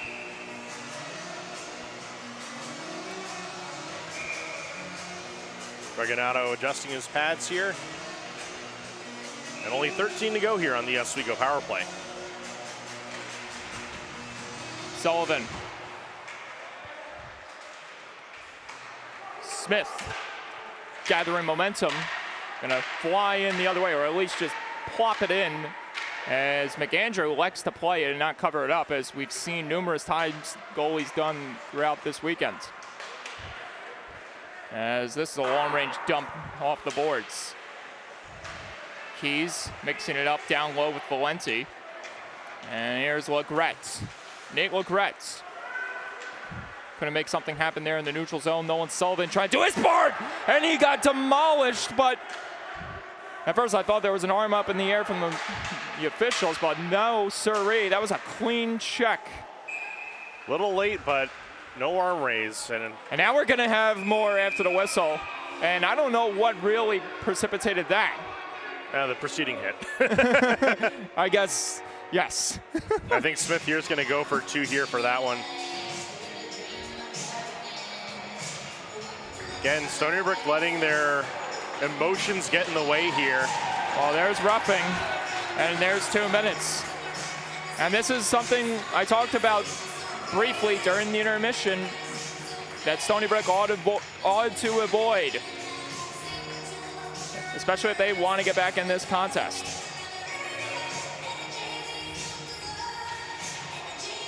The after whistle stuff that's going to get into trouble, and it's gotten them into trouble for the tune of 2 or 3 power plays now and a 10-minute misconduct. You're not going to win hockey games when you're doing that. It's been the theme the last couple of seasons before last year. Stony Brook and their difficulty at staying disciplined cost them a lot of big games, and here we are. Potential backtracking to that place, but still with a lot of time for them to change the narrative as Oswego State begins their 4th trip to the power play here today. There's absolutely plenty of time left in this game, and you never know. Stony Brook could try to spring somebody shorthanded, but it all starts with stopping the puck from getting in their own net. Palfy, watch out for him as he awaits for the possession. He's parked out in front, and you know he's going to be looking for that doorstep chance. Excellent defensive play there from the Seawolves to break that out. And not enough as Derrito gets right back in. Palfy with a chance denied by Reganado. Palfy slamming on the brakes. 1:05 left to go on the power play here. Jubron. And that chance from Crawford is nullified. Jubron. Far wing feed as King curls back. Right in. Back door! Unbelievable diving save by Steven Reganado. Are you kidding, man? That is Pure insane. robbery. And a penalty assessed immediately off the heels of that, and this is going to become a 5-on-3. Well, before we head to the 5-on-3, we got to take a look at this last save here. You said it best. That was insane.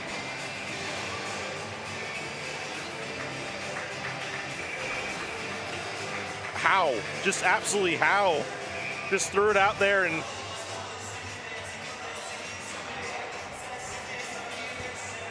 the ability to react that quick, especially with a wide open awning like that, and throw your body without any caution and still make the stop. well, so this particular rink has been home to some incredible saves. One that was like in the bumper for Flow Hockey's pre-roll for a couple seasons, or a goaltender threw his arm behind his back there, was a Sports Center top 10 clip. Oh, I know which one you're exactly talking about.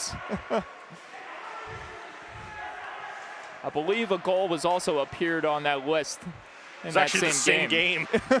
between the legs. Absolutely.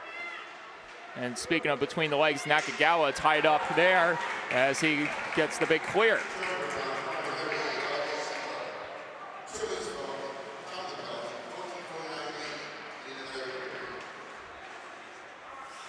Manzi.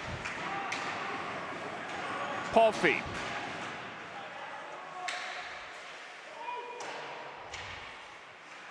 There is Palfy trying to control the momentum here for Oswego State.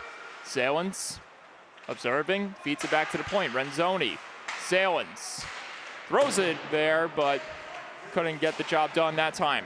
Heavy check thrown by Cormatic on his man. Salins, backdoor chance. Couldn't be stuffed home by the captain Palfy that time.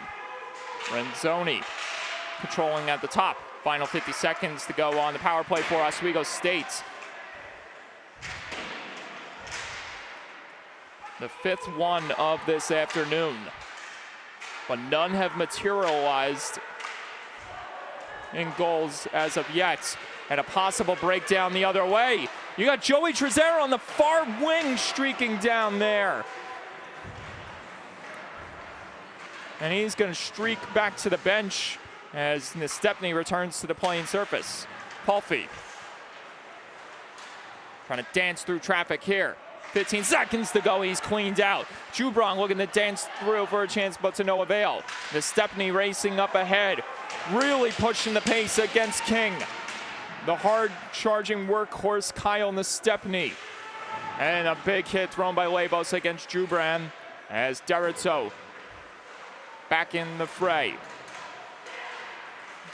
And he is knocked down. Both penalties eliminated by the Seawolves, as they've done all throughout this day.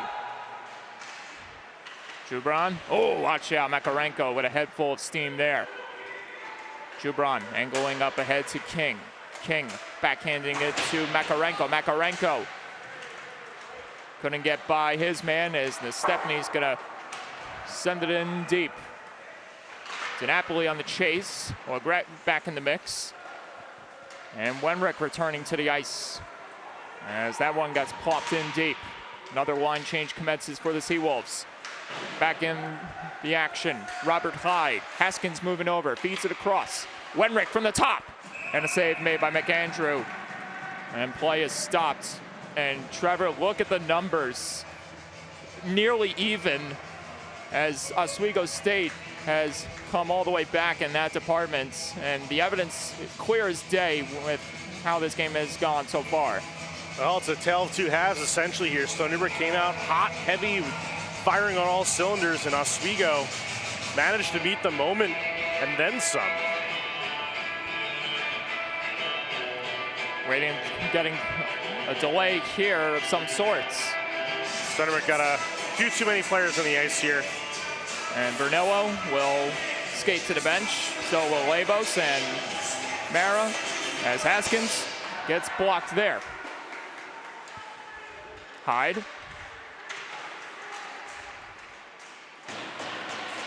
Wenrick. Doused.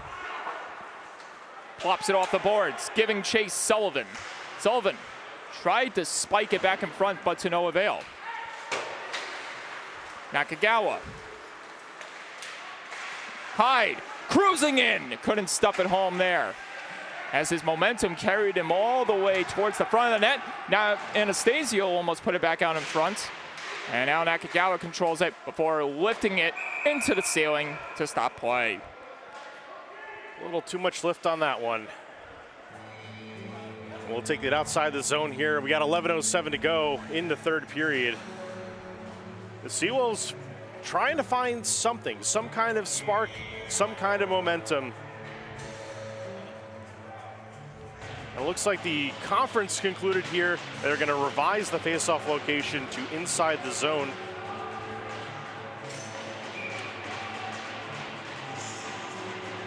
Based on where the puck was shot out of play.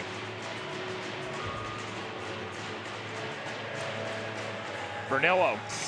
Trezera fanned on the shot, and it's gonna lead to a possible breakaway. King, save, rebound, score! Salins. And another near miraculous save was made by Reganato with the paddle of his stick. And it's agony again for Stony Brook. And it's a turnover here at the blue line here as Oswego's going to get another breakaway opportunity. Rebound is going to come right out to the stick. And Reganato, unfortunately, down and out of it and unable to make a play. And Oswego here now with a commanding 6-3 lead here with 10:57 to go in the third period. Almost identical to the save he made a few minutes back, but not enough to pull it from going into the back of the net this time around. As Vernillo looks to charge up here as Stony Brook has found themselves in an even deeper hole than what they were in before. Yeah, absolutely. And this is one where you got to dig deep and try to find something on the bench, some kind of magical line combination that's going to spark something to prevent this slide from getting any deeper. And at this rate, you're just going to need, Stony Brook is going to need some sort of miracle to get back in this one, because to bring something that you always talk about, this ain't no 3-1 lead. This is not a 3-1 lead by any means. This is a 3-goal lead. Yeah. There's a lot to. Although the 3-goal lead is the most dangerous lead in hockey historically. I thought it was 3-1. No, that's the 3-goal lead. All right. So maybe there is a sign of light, possibly. We'll just have to wait and see. We'll see it on the first one. If it becomes 4, then that becomes insurmountable. But. Oh yes. And there's Desaro mixing it up with Jubran, staying in the zone. But Jubran not going to let off him one bit. And those two continue the quarrel. I'm watching them to see what's going to happen. No penalty assessed. See, they've been able to separate. We'll see if they come back together. Watching out for Charles Poirier here, looking to see how he moves. And seemingly, as you alluded to before, the knee seems to have properly healed up for the time being. Yeah, look, I mean, it was a pretty much a big stinger type check that he took. Not going to underestimate what happened, because obviously that's up to the player to determine how bad that is. But clearly he was well enough to get back into the action today, and for that, I'm sure he's happy to be out there, and I'm sure the coaching staff is happy he's able to go. Gavin Black's chance denied by Reganato as there's Anastasio. He's going to plop it in deep on the chase. Nakagawa. Jeremy Keys looking to re-engage the other way, and he does. The captain, Keys, end-to-end. Save Reganato. Stretching out the pad to deny Keys of an ultimate goal-scoring chance. 9:08 remaining here in the third. Definitely one Reganato's not going to want to think about once he leaves the rinks tonight. And not one the defense is going to want to think about either. I can count a few on top of my head that Reganato would want back. I think so too, but I think a lot of the opportunities tonight, he's just been unfortunately let down by the team in front of him. The odd man rushes, the 2-on-1s, the breakaways. Haskins able to plop it out safely. Hyde couldn't collect it cleanly. And Anastasio, actually that was Hyde that got hit. Nakagawa controlling. And that chance misses for Anastasio. Crowd gathering in front, score!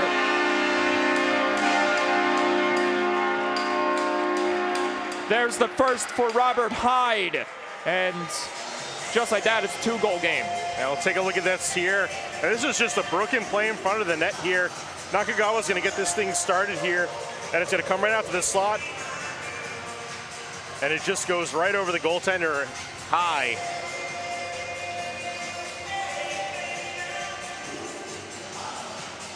So an eventful afternoon, to say the least, for Robert Hyde. Picked up a 10-minute misconduct, and now he's got himself a goal. It's one way to give back. And that goal right there, his third in his entire college career. As I mentioned last night, coming in as a member of Stony Brook with a couple of goals under his belt from his time at SUNY Cortland. But I can definitely say he feels right at home wearing the Seawolves emblem with that goal here today. It's 6-4 with an abundance of time left in this contest. And we'll just see how the rest of this game transpires. Nate LaGrette battling hard, mixing it up in the zone, as always, as he does. And there he is, parked out in front. Stepney keeping it alive. Stepney looking to evade. This one is chopped in front, but no opportunity found for the Seawolves that time. Good keep there by Poirier. DiNapoli avoids disaster, rushing on over Cooper Smith. Stepney keeping it in the zone for the time being. Now Oswego State will push it forward, and Poirier nearly cleaned out King. Poirier looking to get a little bit of revenge for the check he took in the second period. Absolutely. DiNapoli sends this one off the boards in deep. McAndrew assessing the situation. A line change commences for Stony Brook, and a near interception made by Nakagawa, and another heavy check thrown by Hyde on Palfy. Anastasio. Good moves along the bench. Like pure wizardry as Hyde gets cleaned out of the neutral zone. Watch out, Crawford couldn't get the shot off as Valenti made the block. Centering chance wouldn't go. It was intercepted by Nakagawa. And watch out, friendly, I don't even want to call it friendly fire. Just wrong place at the wrong time for that linesman. Everyone is just being put into the ringer here today. 6.5 to go. Bam! Robert Hyde. Shoulder right to the chest of Dorito as DeZaro continuing to get physical on the ice. Here is Sarver, backhander. Plopped in deep as Trezera gets it.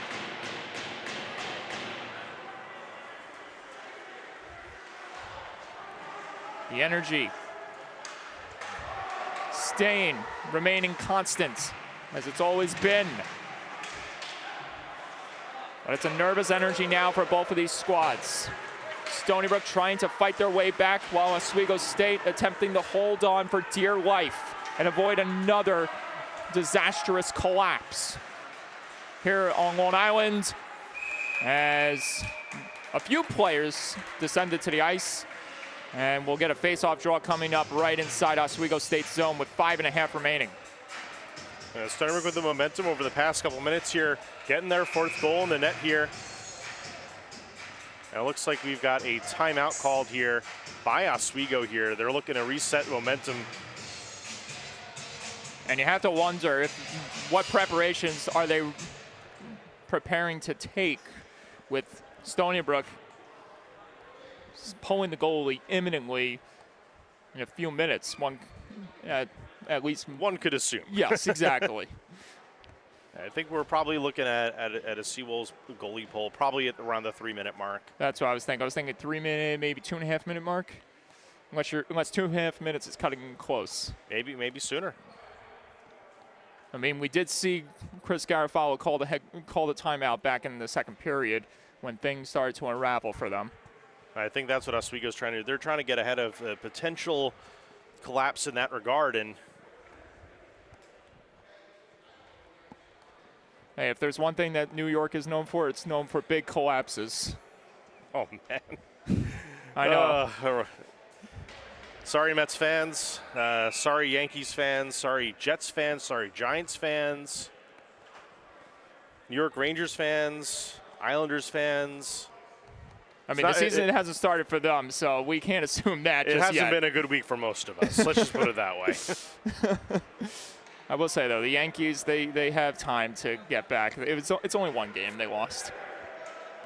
Indeed. And baseball is the kind of game where you get blown out, and I don't want to say it doesn't matter, but I think it matters a little bit less. Absolutely. And that's something that Stony Brook is trying to avoid here. You don't want to you don't want to go into the next weekend coming off a loss like this, especially to a team that has struggled to get off on the right foot this season in Oswego State.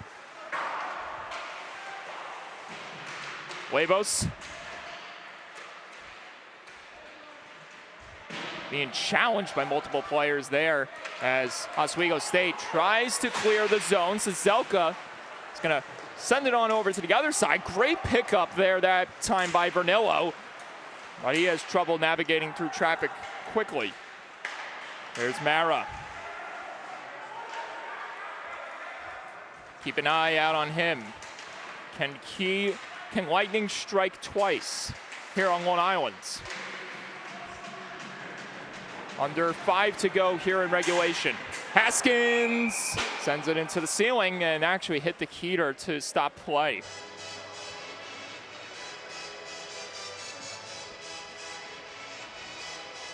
It's good to know those are capable of taking a hit. That'd be quite the thing to come crashing down. Oh boy.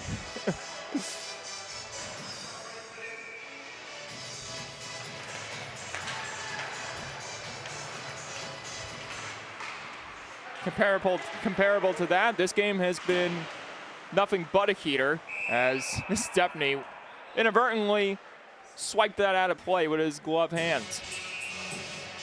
And we'll bring it outside the zone and try it again. Manzi picked up a goal last night. Cormanic with a goal under his belt today. Robert Hyde has one as well. DeZaro scored twice last night. But the question remains, can they do it? Can they come back and change the narrative 2 consecutive games? We'll just have to wait and see.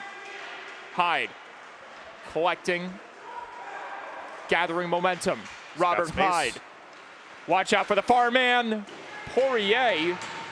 But the rebound wasn't found by him as Derrito was able to take it away and push back the other way. Derrito, Renzoni, dropping in the trailer for Derrito, and Renzoni was bashed to the ice. Couldn't receive the return feed as he was crushed that time, and it leads to a chance the other way. Cormanic walking in, dangling to the goal, and it was stopped miraculously by McAndrew. And Pulfy and the Lakers are looking to charge up, but the Seawolves mitigate that chance. 3.5 to go. Seals have definitely had a handful of those tonight. Stony Brook working in the zone once again. Haskins from the top, missing wide. McAndrew plays it off the boards there, and it gets cleared out of harm's way by the Lakers. Jackson Haskins. Now Nakagawa from the feed by Trezera. Tried to lead someone forward. Instead, he found an Oswego player as Anastasio tries to take control once again. And back in the hands of Haskins it goes before throwing it in off the glass into the mesh to stop play. 2:50 remaining, and I see Regagnado going for a skate, so this is, you have to wonder if this is going to be the time where we see the empty awning present for Stony Brook. We'll keep an eye on that and let you know as soon as it happens, but for now, squarely planted in the net. As this game progresses, will be your eye in the sky when it comes to Regagnado and where his whereabouts are.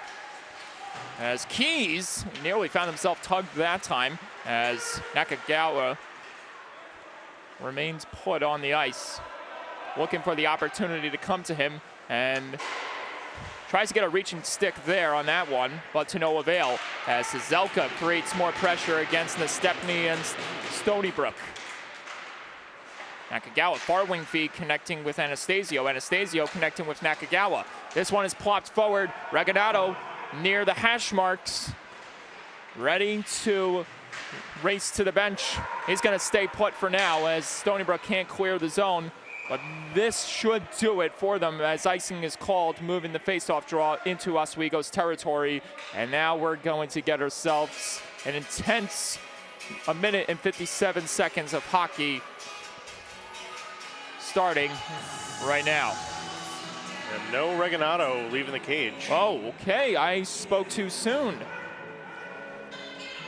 Thinking away, they're only going to want to pull the goaltender here if they got a shot to tie the game.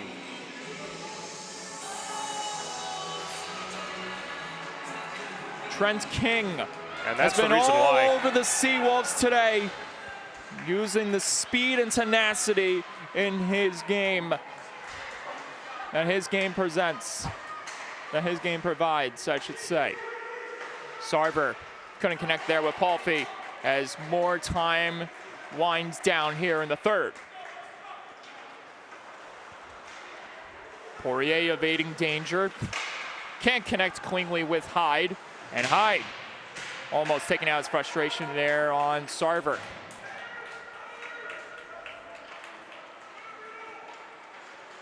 And the noise we heard last night is not to be found today, seemingly, as Stony Brook beginning to run out of more time here as we've reached the final minute of play in this hockey game, as Sarver and the Lakers are just that amount of time away from capturing their first win of the season, ending a 5-game losing skid to start the campaign. For Stony Brook, they will aim to bounce back from this loss as they prepare for another home weekend affair here on the island.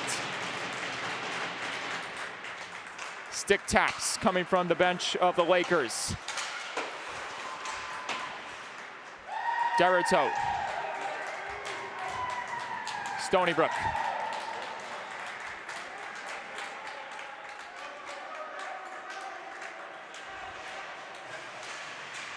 It was anything but pure elation for the Lakers last night as they came home empty-handed, courtesy of an overtime winner from Lorenzo Mara. But here today, they finally get one.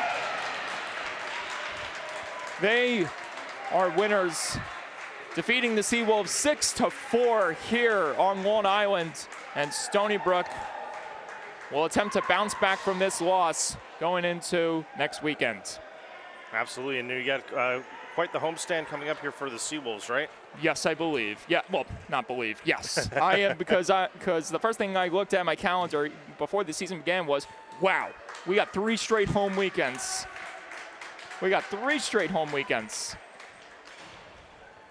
And just as these games and these series end, the two teams meet at center ice for congratulatory handshakes and a excellent display of sportsmanship. And this is why I love hockey so much. You can go from what we saw last night with all that pure anger and pent up emotion to now this dissolving into a sign of friendship, a sign of forgiveness. It's why I love this sport. Hockey's a great sport. But for the Seawolves, they've got a lot of work to do on the special teams side of the equation, between the power play and the penalty kill. Not doing the right numbers for them this weekend here against Oswego, and probably a good hard look at the tape and trying to figure out how to shore up the defensive side. But for the Lakers, they break the 5-game slide here, get back into the win column. The Seawolves will end the opening weekend 1-1. At least with 1 in the win column and an overtime win to start the season. So they get the taste of that and hopefully the hunger for more. But I think that's going to do it for us today here at the Rinks and Hop Hog. So for Mike Calandra, Trevor Bignani here. Have a great evening, everybody. Stay safe wherever you are. And thanks for watching Seawolves Hockey on Long Island Sports Network.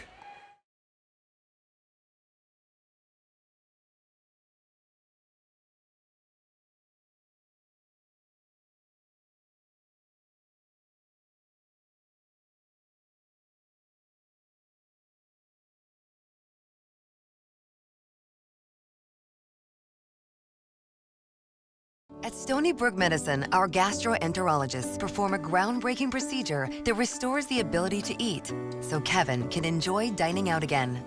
Our kidney transplant team has one of the fastest transplant rates in the nation, so Pat can spend time doing what she loves. Our skilled surgeons perform robotic-assisted surgery for colon cancer, so Chris can get back to reeling them in sooner. Leading the way to make your life stronger. We are Stony Brook Medicine. All we do is all for you.